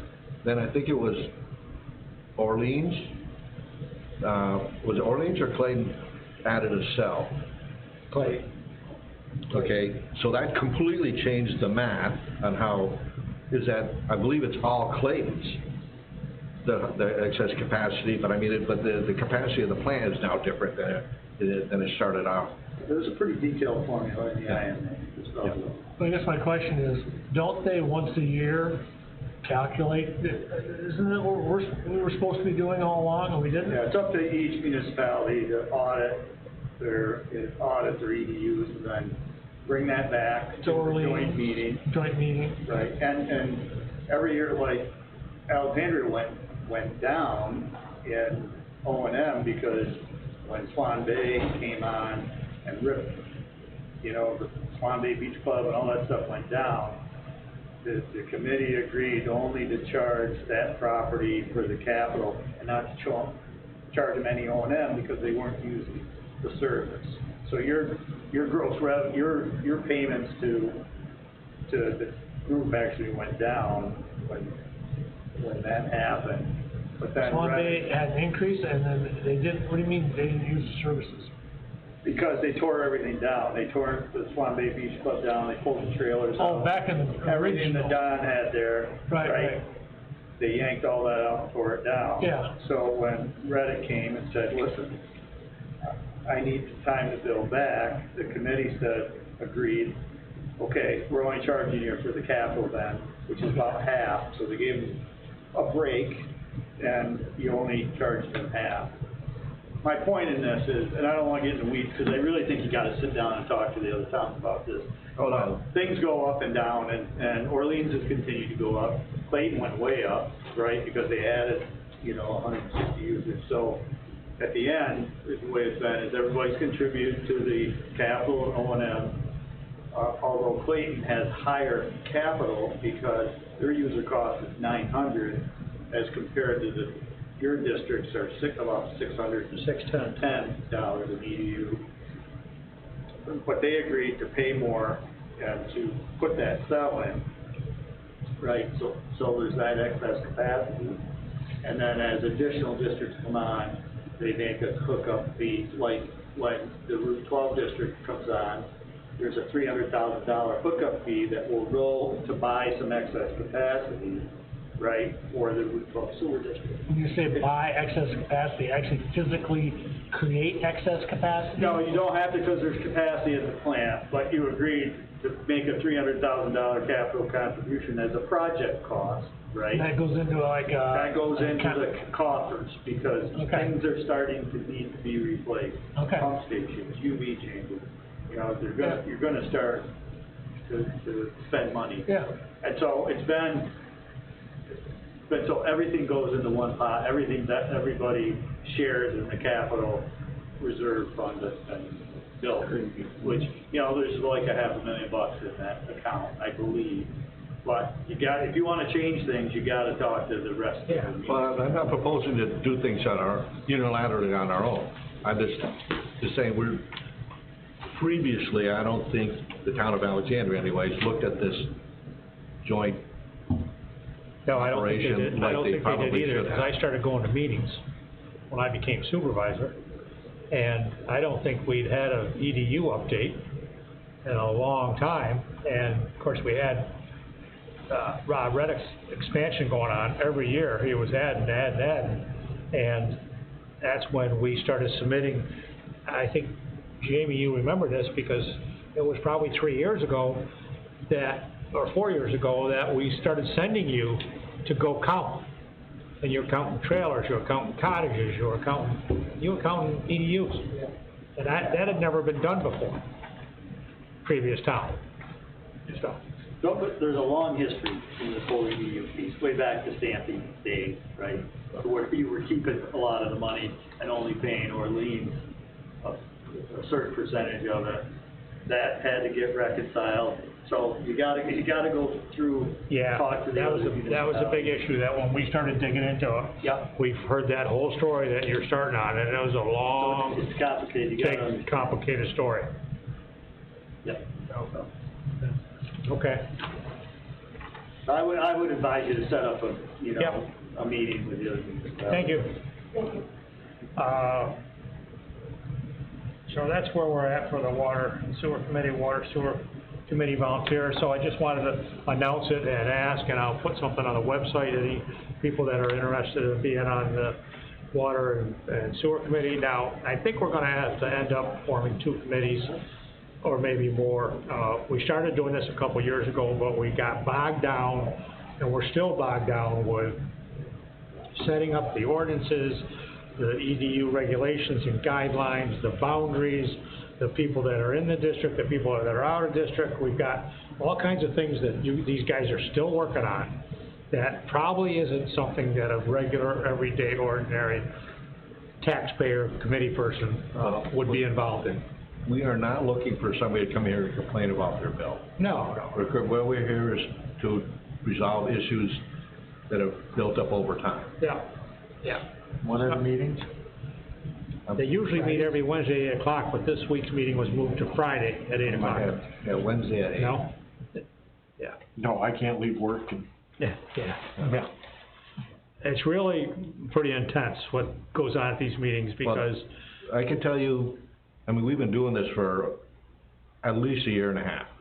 Once a week, sometimes twice a week, and sometimes 3 hours, sometimes 5 hours. I was gonna say, I see a lot of days they don't walk out of here before noon. No, it takes, and just the capital portion of it, like you're talking about the benefits, to satisfy we actually tried, the town of Alexandria tried home rule to try and do ad valorem tax to try and that didn't work at all. And so we tried as a group, the 4 of us, let's try this one. And we kind of would work the numbers for like a week or 2, and then this wouldn't work. and then we go in a different direction, So eventually worked out to the, I have to give Sandy Caputo a tremendous amount of credit on this one, a methodology that did work, but it took a while to get to that. That was just one thing. When you meet in here, you meet right in here, right? Yeah, right here. You could probably use their system then, if somebody wanted to be able to archive it, and if they wanna get involved, just. I don't know, a lot of it is, a lot of BSing. Put people to sleep at night, you know, they can watch it. A lot of it's, Jamie could tell you, it's just talk, you almost have to talk it out. It's just one of those, it's almost hard to describe, you know. It might be worth somebody listening. It's like a puzzle, like a puzzle, you know, putting together like a 5,000 piece puzzle in the dark. You know, it's just, I was gonna say, and I've been here for some of that, and they deal with each individual property. They go right down the map, right down the road, right down multiple times. Every single piece of property, and they all put in everything that they know about that piece of property. Jamie services that property. Dale has gone to all these properties, along with Jamie, to see what they are, see what their hookups are, what they're not. And, I mean, they could take, you guys could spend an hour on one piece of property. Yeah, well, even like say that the cap portion, just to get that on your taxes, you couldn't believe how much work that took to get, because we needed to take how we were, and I have multiple spreadsheets to convert that spreadsheet to what the county uses to put it on your taxes. That took a long time. It was having Dale Ramo, the tremendous advantage, because he's got a very good working relationship with the people down in Watertown. Yeah. Yeah. Okay. So, you know, we're looking for volunteers. Anybody who's interested, please give me a call or send me an email, and we can talk about how they could help us. Historian is number 20.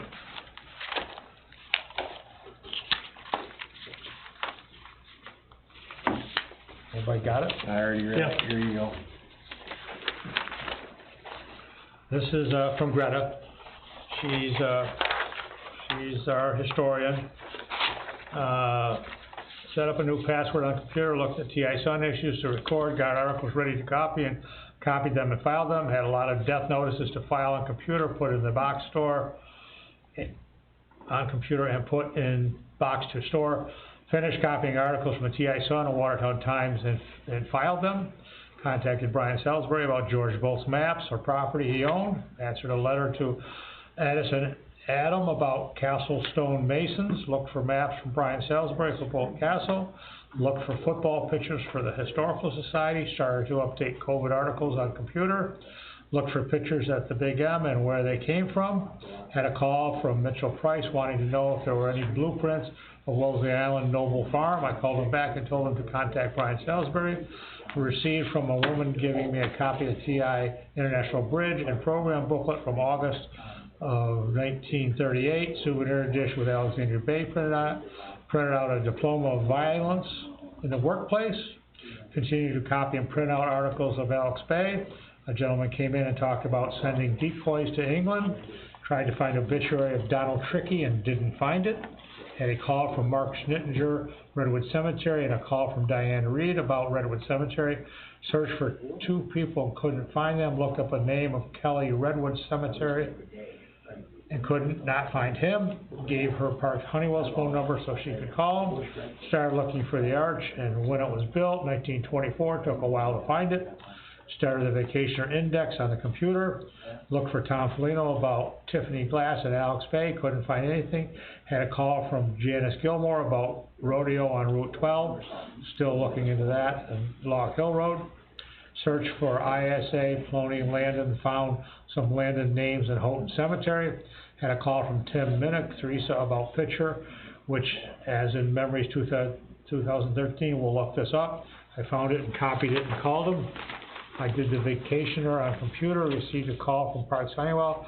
He came in and talked about airport and the farmhouse that was there, Felder's Farm. He wanted a picture of the farmhouse, which I didn't have, so I told him to talk with the Sauerweins. Started looking for articles about Maxon's Airport. Told him to contact Howard Maxon, who was a member of the Fowler Baptist Church.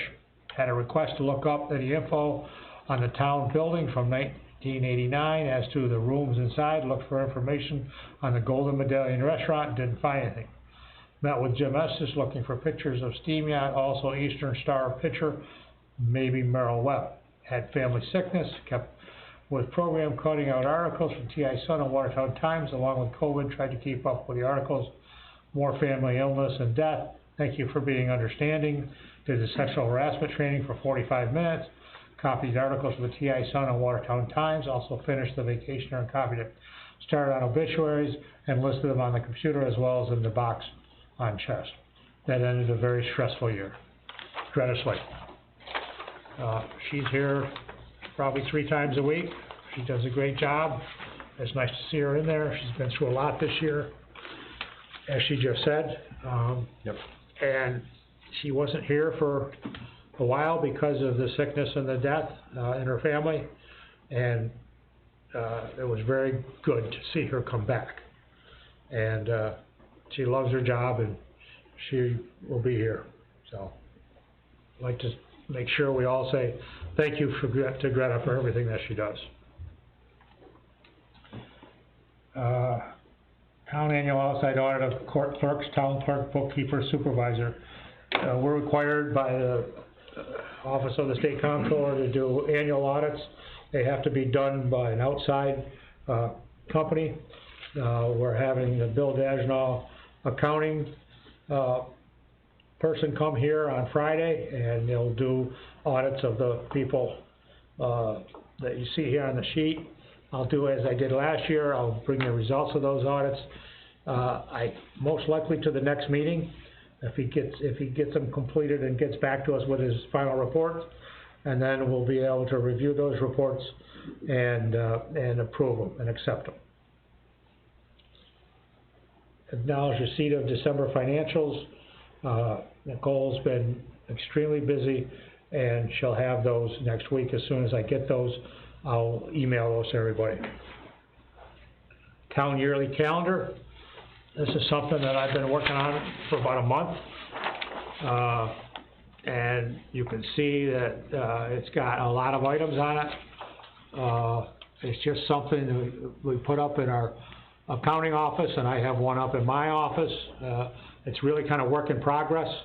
It's got every date and every event from unemployment to income tax to federal to state to all the forms that we have to file. Jamie, the one thing I need to have you look up is we file a report for the town's transfer site, and we file a report for the town's brush pit. You've done both of those for a few years. I just need you to tell me what the due dates of those is. March 1st for both of them? Okay. So I'll put that on there. I still don't have the answer for the tax cap registration. I believe it's in the fall, November. But Mr. Dagenall will be here, who helps us with that on Friday, and I'll get that from him. You'll see on the bottom of this report is every loan or bond that the town of Alexandria has.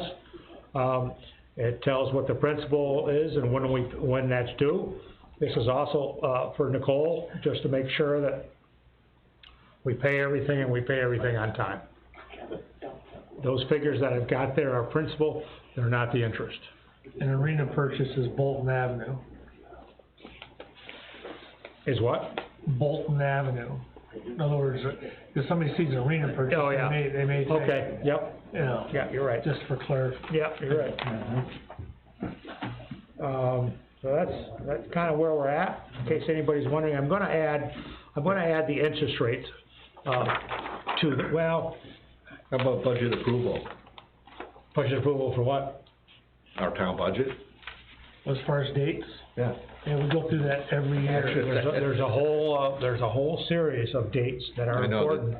Exactly. Because you have the tentative, you have the preliminary, and then you have the adopted. Right. And those all have dates tied to them. That's what I'm referring to. Yeah. Because you have the budget workshops. Yeah. That's why I wanted to have everybody take a look at this. And I'd already sent you the email about maybe being able to have the financials ready a little bit sooner for slow people like myself that like to digest things. You know, I was wondering, she's doing those on rolling basis. In other words, they're all done, like, say, yesterday. But last week, probably half of them were done. You know what I mean? She doesn't do them all in one day. Well, and that's a good point, because she brought a few more in after you looked. Yeah, I mean, even if we only had, you know, I'm just saying, you could come in like last week. and start going through what's Go there. through a quarter of them. That's right. Yeah. Because it makes it a lot easier than having to Oh, try yeah. and take 2 or 3 hours off work and be here and go through that She doesn't whole like to pile. release those bills until she's got this done. Yeah, but there should be 2 of them. And, till she's got this done, but what you're saying, Ronnie, I mean, is totally, makes a lot of sense. And that's the way for us to, get a sign it. Because when she's doing those, she's Yeah. cutting checks at the same time. You would think. In other words, I would think some of those checks were cut last week. Yeah, but well, I don't think so. The only ones she cuts checks for are the prepaids, Prepaids. which are the utilities. And Well, I didn't, so she'll cut all the checks tomorrow. oh, okay. She cuts all the checks tomorrow. Well, She's that's keying right. them in on a daily That's right, because basis. then we gotta sign them. Yeah, You're right. yeah. Right. So that's a good idea. That could simplify the deal, so that you And don't have also- a stack that high. It could also avoid a pile of questions the day before the meeting Yeah. if we had, you know, Yeah, hey guys, I got 50 bills ready, stop in and look at them Yep. at your leisure. yeah.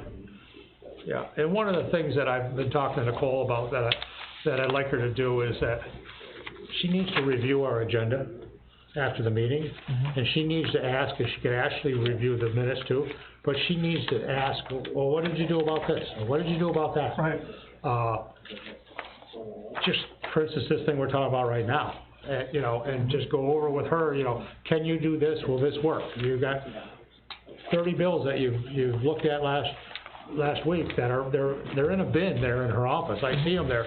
There's a bin for those, there's a bin for another one, and there's a bin for me, of things that I have to look at, so that's, that makes a lot of sense I'll talk to her about doing it that way, Gene. So that you can come in the week before. Well, it's just a lot to get through the day of or the day before the meeting for all of us, so Yeah, it is. if we could. Yeah, no question. So this is tentative, preliminary, and adopted.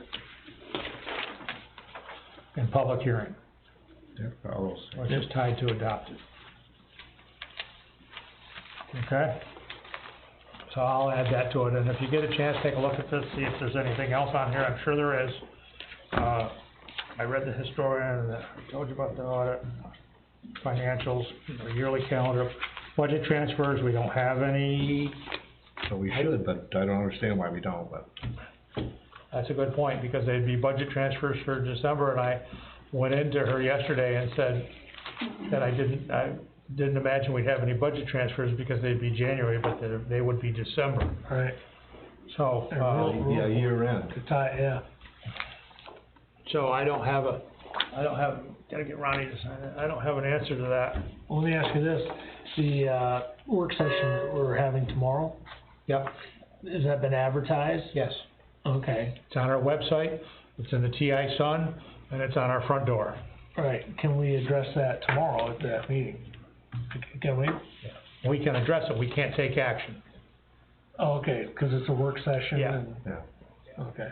If we're gonna take action, we have to specifically in our advertisement say what we're doing Okay. on a special meeting. So we can address it, we can talk about it.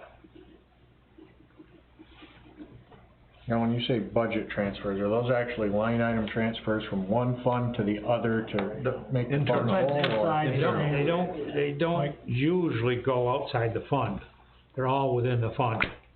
And, like I know, like last year, we had a lot of budget transfers that were payroll related in the sense of withholding tax or unemployment or stuff like that, and, I forgot what the reason was that we had those. Historically, the town board used to do it like all at once, like at the end of the year. And you potentially had some issues, well, we do it every single month, so there's And we actually had, no problem. we actually had the comptroller come in here early on in 2018. And that's the person, that they straightened us out and they said, You know, you can't get too far off. how do you balance your budget, or what about their budget transfers? And the town had always done their budget transfers at the end of the year. And there was a lot of them, and there were all kinds of money and all that, so now we do them every month. It So we do it reconciles, as we recognize the need. it reconciles it every month. Right, 'cause you never get too far into the weeds. That question was more for people that didn't know what you were doing than myself, so it was out there, because that was very confusing to me until I looked at the financials and understood all of that. Yep. RFP from attorneys, I think I sent that to everybody, I've had some discussions with everybody. We will need to do a motion, the one paper here that I think I have in front of you is that the initial RFP from, Mr. Silver was at $250 an hour, and I had a talk with him on the phone 2 days ago, and if he's gonna be our town attorney and do our work except for the water and sewer that Joe Russell's doing, he'll do it for $200 an hour. Okay. And the other thing is that we've talked, we've bounced this around about, we don't need him here for every meeting. I think we're all in agreement of that. I did talk to, somebody today that had a good point, you know, he's a new attorney for the town and all that. We probably ought to have him here for the next couple of meetings so that we can all get to know him, and maybe the taxpayers can get to know him, or at least see him on the screen and go from there. Well, I don't know if you can recall when Bob Sly first became the town's attorney, he did that. He Yes, he came did. here and gave a nice presentation. Yep. Going forward after that, I agree, I think that'd be a good thing to do. After that, I think somehow we need a mechanism where if somebody wants to address the board at a town meeting, and they've got something that needs input from the town attorney, they need to tell us ahead of time. And then we can make a decision whether it warrants having him come here. Yeah. Or, I think we need to take more and more advantage of this system we've got, because does he live in Canton, or Ogdensburg, or I'm not Messina? sure where he lives. He's gotta travel, Yeah. and it's just not productive Yeah. to spend probably as much time on the road as you're gonna be at the meeting. Yeah. When he can actually be listening on this, and we can talk to him, and Yeah. and it's gonna be good for him, and if it's good for him, it's good for us. Yeah. Mhm. I agree. More money we can save in legal fees, the better off we are. Yes. Yep. Yes. Yeah, and what you're saying, Ronnie, as far as if somebody's got a question and so on and so forth, that there's a couple ways we can handle that. That can be handled over this system. We can also, ask the person to submit the question to us in writing, and we can pass that question on to the town attorney, and we can have an answer for them, whether the person needs it in a week, or we can have it at the next meeting. Right. I just think people have gotten accustomed to the fact that the town attorney's there, they can just Yeah. come and ask a question, get an answer right there. 'Cause I remember a long time ago, I think it was the Village, where the attorney came to every other meeting. Yeah, so, Or that was when you guys, I think, met twice a month. twice a month, yeah. And they would come to every other one. Yeah. But, Yeah. Does Does your attorney come to every meeting, Steve? Lately he has, but Yeah. like you say, there's no reason to have every single month. Yeah. Well, see, there's that too. You know, that whole concept of if he needs to be here, then he's here. If he doesn't, right, but the thing is, we need to tell him oh, yeah, that he yeah. needs to be here. Sure. And so we don't have some frivolous thing. Yeah, Yeah. yeah, Cause there's money involved, every time, there's gonna be money involved. yes, Yeah. yes. Yep.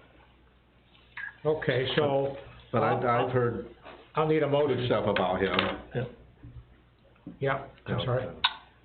You wanna make a motion? I'll make a motion that We hire, we, as per the Retain terms Mr. of Silver. what's written here, okay? for the $200 an Yeah. hour. A second? I'll second it. Gene will second it. Any further discussion? All those in favor signify by saying aye. Aye. All those opposed? None. Thank you. Good deal. Castle Cable TV contract with town. Anybody get a chance to look at it? I emailed it to everybody. I didn't see it.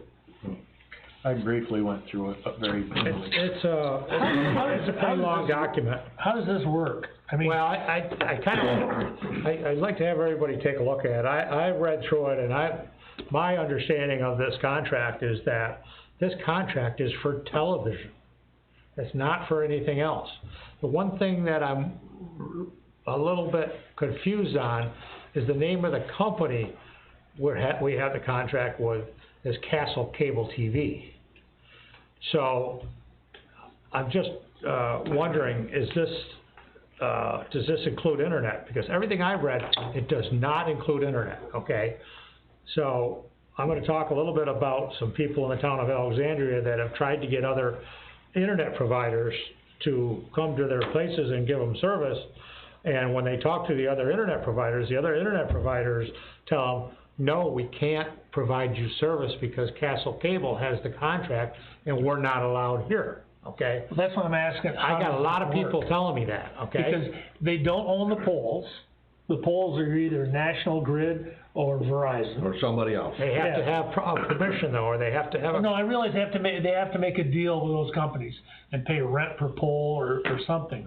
But what I'm trying to understand is exactly what you're saying. People are saying, we don't have choices.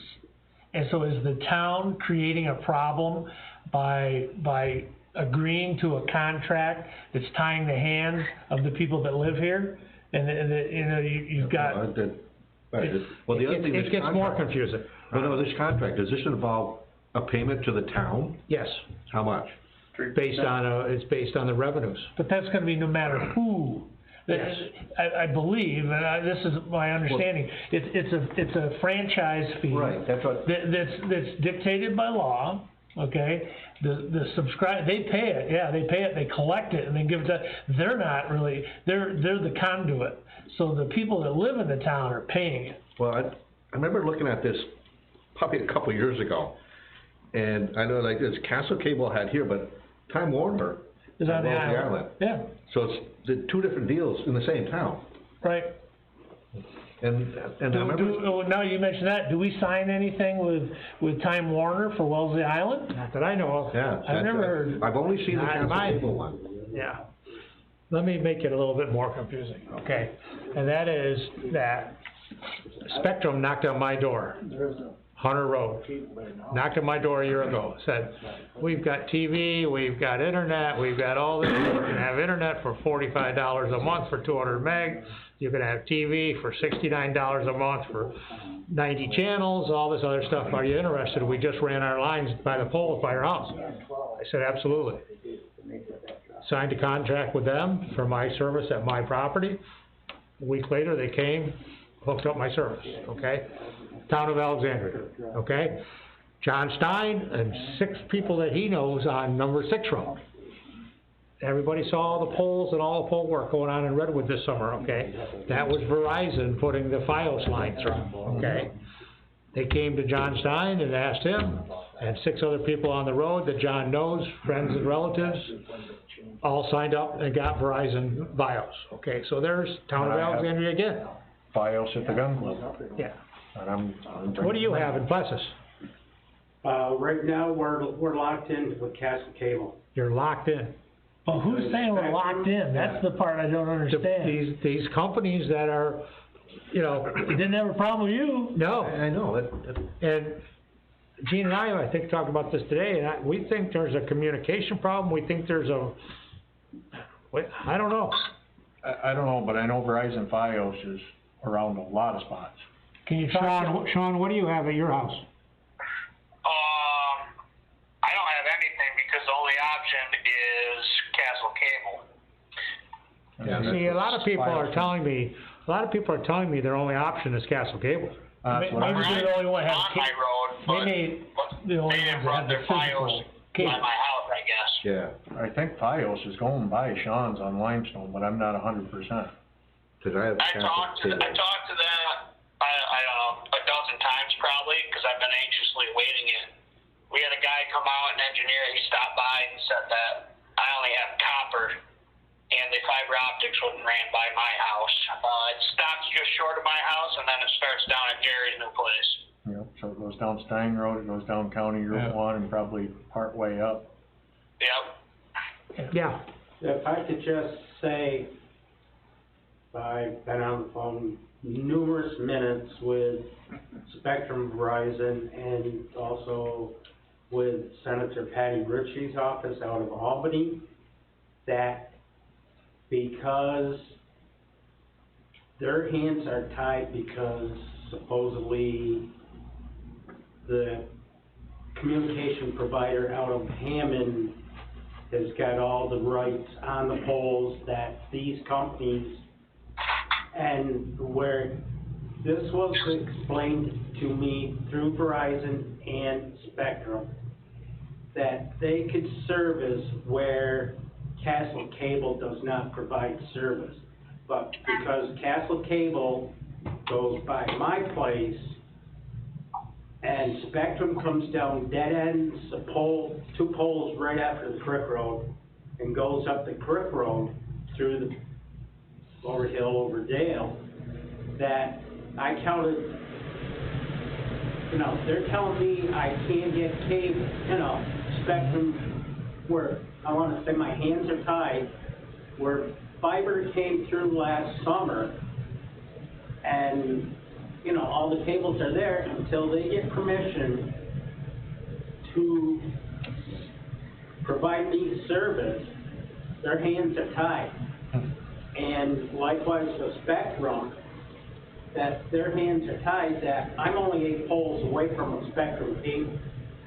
Yep. That, you know, and also what both Spectrum and Verizon told me, that now because of all the lines being run, that these companies have to get permission from DOT.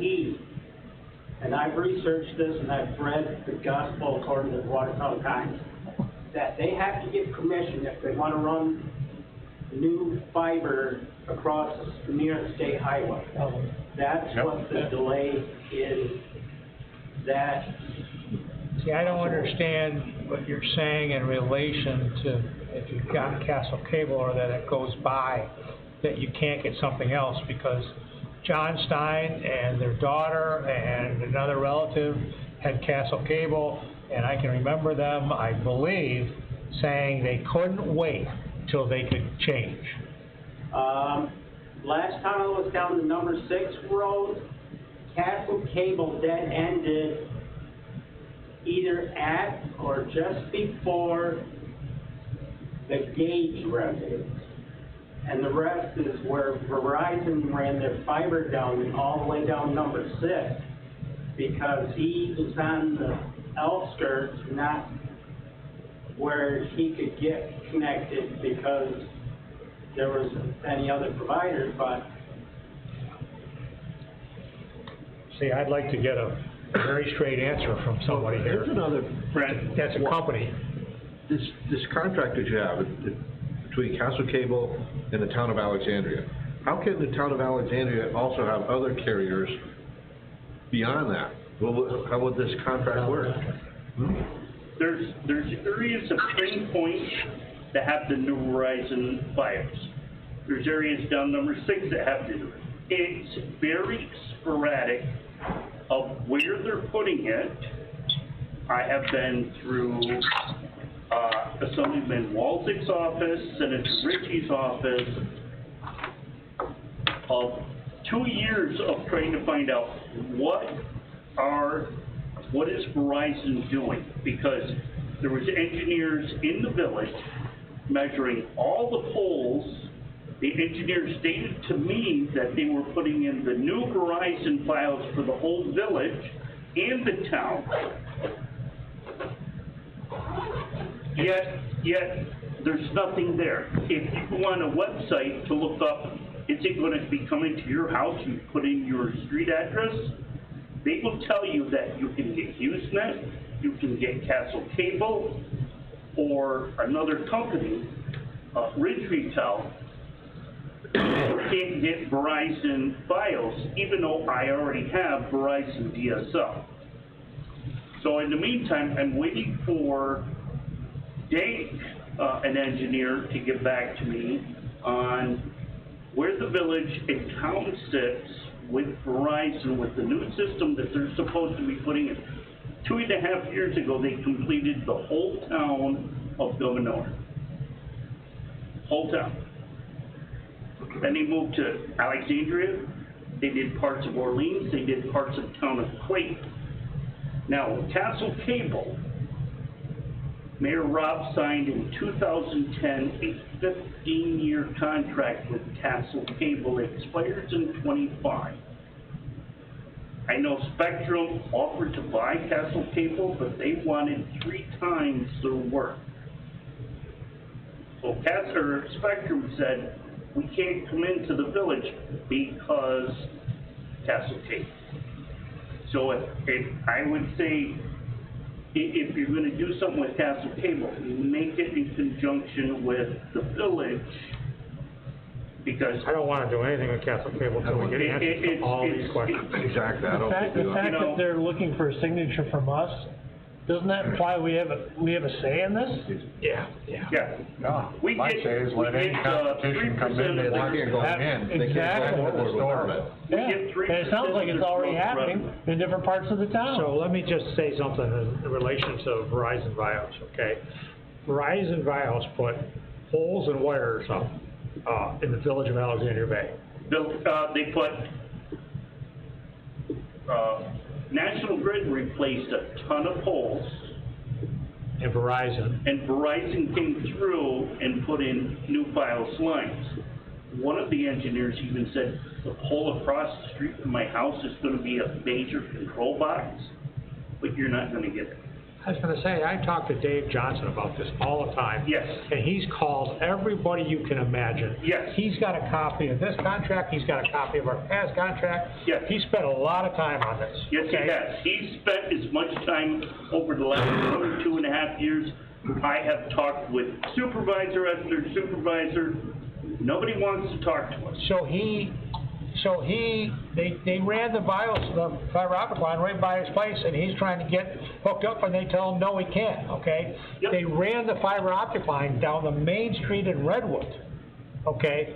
I know people that live on that main street, they cannot get BIOS, they tell them no, and the crazy thing, they tell them no because of the town, you know? So there's a lot here I don't understand. Sooner we get it straightened out, the better. My sister has, on the end of Dingman Point, she has the same DSL I have. I run a speed test, she's getting 2.93 megabits. She's on the end of England Point, I'll trade with her. Huh? Mine starts with a point. I'm getting 19, okay? You're getting what? 19. Holy caramba. Now, Kelly Jeanette, who's she married to, Reese? Yeah. Okay, if you go down to their house, go to Cranes Point, take a right, there's their house. All right. 200. They get What? 200 megabytes. What service? The new Verizon. They're on Verizon Bios, they're just down the road from me. Are you on Verizon? Their finger's barely off from the button. And Somebody's it's gotta put a there. new pole line in his conduits. Now, I talked with several people, and one of the reasons why I'm guessing that Verizon doesn't want to talk with me is when they first came to the village 2.5 years ago, there's that underground vault by the dancing dog. So, guys came in, hooked up the pumps to clean it out so they could work in there. Where do they dump this rotten black water? Where do you think? Right down the street. It's like, it's worse than sewer water. So they're told to stop. A month later, they come back, they're going down the street. I call DEC, they get 2 tickets. They pull out, haven't been back since. So nobody wants to talk to the village. You got something? You had your hand up? Yeah. That all along, I've heard that these other companies have to buy rights on the poles, they have to be spaced so many feet apart from each cable. That the reason Spectrum and Verizon is all of a sudden starting to come through more and more is because they're getting the grants from the government to build these lines where, say, Castle Cable's already been in there. They got a lot of money in 2008 or whatever it was. Doesn't most yeah. They got two grants. power poles have telephone lines on them already? Most of them do, yeah. I mean, But they should be able to replace those lines with BIOS lines, but who knows? the lines are there, so who's What are they asking you to sign? who's getting who? You have to read it, it's pretty, But, like I said, I think it's. But I think we need a it's lawyer to television. interpret it for us from Well, what the other thing too, that I'm kind of worried about is, the duration of this.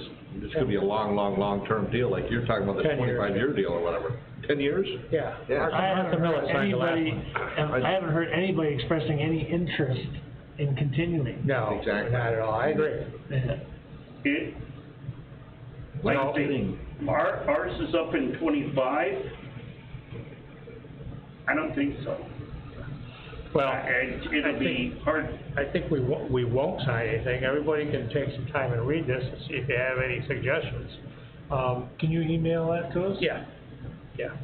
Why don't we table it till the next meeting when we all have more time to read it and go Yeah. through it and Yeah. come up with a list of questions and get answers to it. Yep. And is there any way you, as the town supervisor, can talk to somebody at Spectrum and Verizon? Because we're all here, can't do it because of the town. If I can get to the right person, and. Right. And, you know, Dave Johnson spent a lot of time on this. And. Oh. And he's given me a name and a phone number 6 months ago or whatever. And I never got through to whoever it was he gave me the information. And he's gone against the wall every time. Why don't you do this, talk to Dave, have Dave get a hold of a guy to call you, because Dave will be the guy will just call you, so Dave will stop calling him. Yeah, well, I mean that in a positive way. yesterday I made a copy of this contract, Yeah. dropped it off at Drex Subs in an envelope with his name on it. He called me immediately. Thank you, Brent. I'll get on it. Very well. That's a paper copy right there? Yeah. While we make a copy on our way out. Sure. Good idea. One last question, is that just? Brent, can you email me a copy of that? Not gonna Yeah, I be can. long. Yep. That, you know, whatever you folks decide is also make a stipulation, the quality of service, you know, before you enter anything, what can you guarantee to us that's gonna warrant, you know, you authorization to provide the service. And I think my biggest thing is, in today's times, that having one company is a monopoly, where, you know, we gotta be on the same ball field, same level Yep, playing field. I agree. That's my biggest thing, where I think, I don't mean to beat the dead horse, where I can see Spectrum dead ending 8 poles up the street from me, or dead ending at the TI church up on Simpson Road, and, you know, Yeah. I'm seeing 2 poles over is where that other company is running up the High Lake Road, you know. Just, Well, I'm asking about Okay. fairness. We'll just look this thing over, and sign it. yeah, I'm definitely not gonna sign I'd like it. to talk about one thing along the same line, horse droppings. So it's kind of the same level. Yeah, I added that on the bottom of the agenda. I just wanted to add, I talked to Carla up at the TI Animal Hospital, okay? And I'm not trying to pick anybody out, but she has the expertise to actually analyze things. And some of the Amish, okay, some, or maybe all of them, don't worm their horses and stuff. And so what happens, the way she explained it, okay, so the horse goes down, and then we know what happens, okay, and there's a rainstorm, okay, rainstorm washes off into the side, and then it makes its way wherever.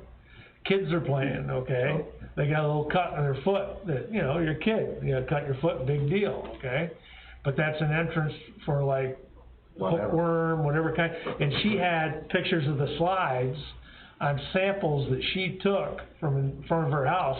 So this isn't hypothetical, this is actually scientific, showing, and it's a separate issue, with what you've been talking about with the bags and stuff, but the bags take care of that issue also.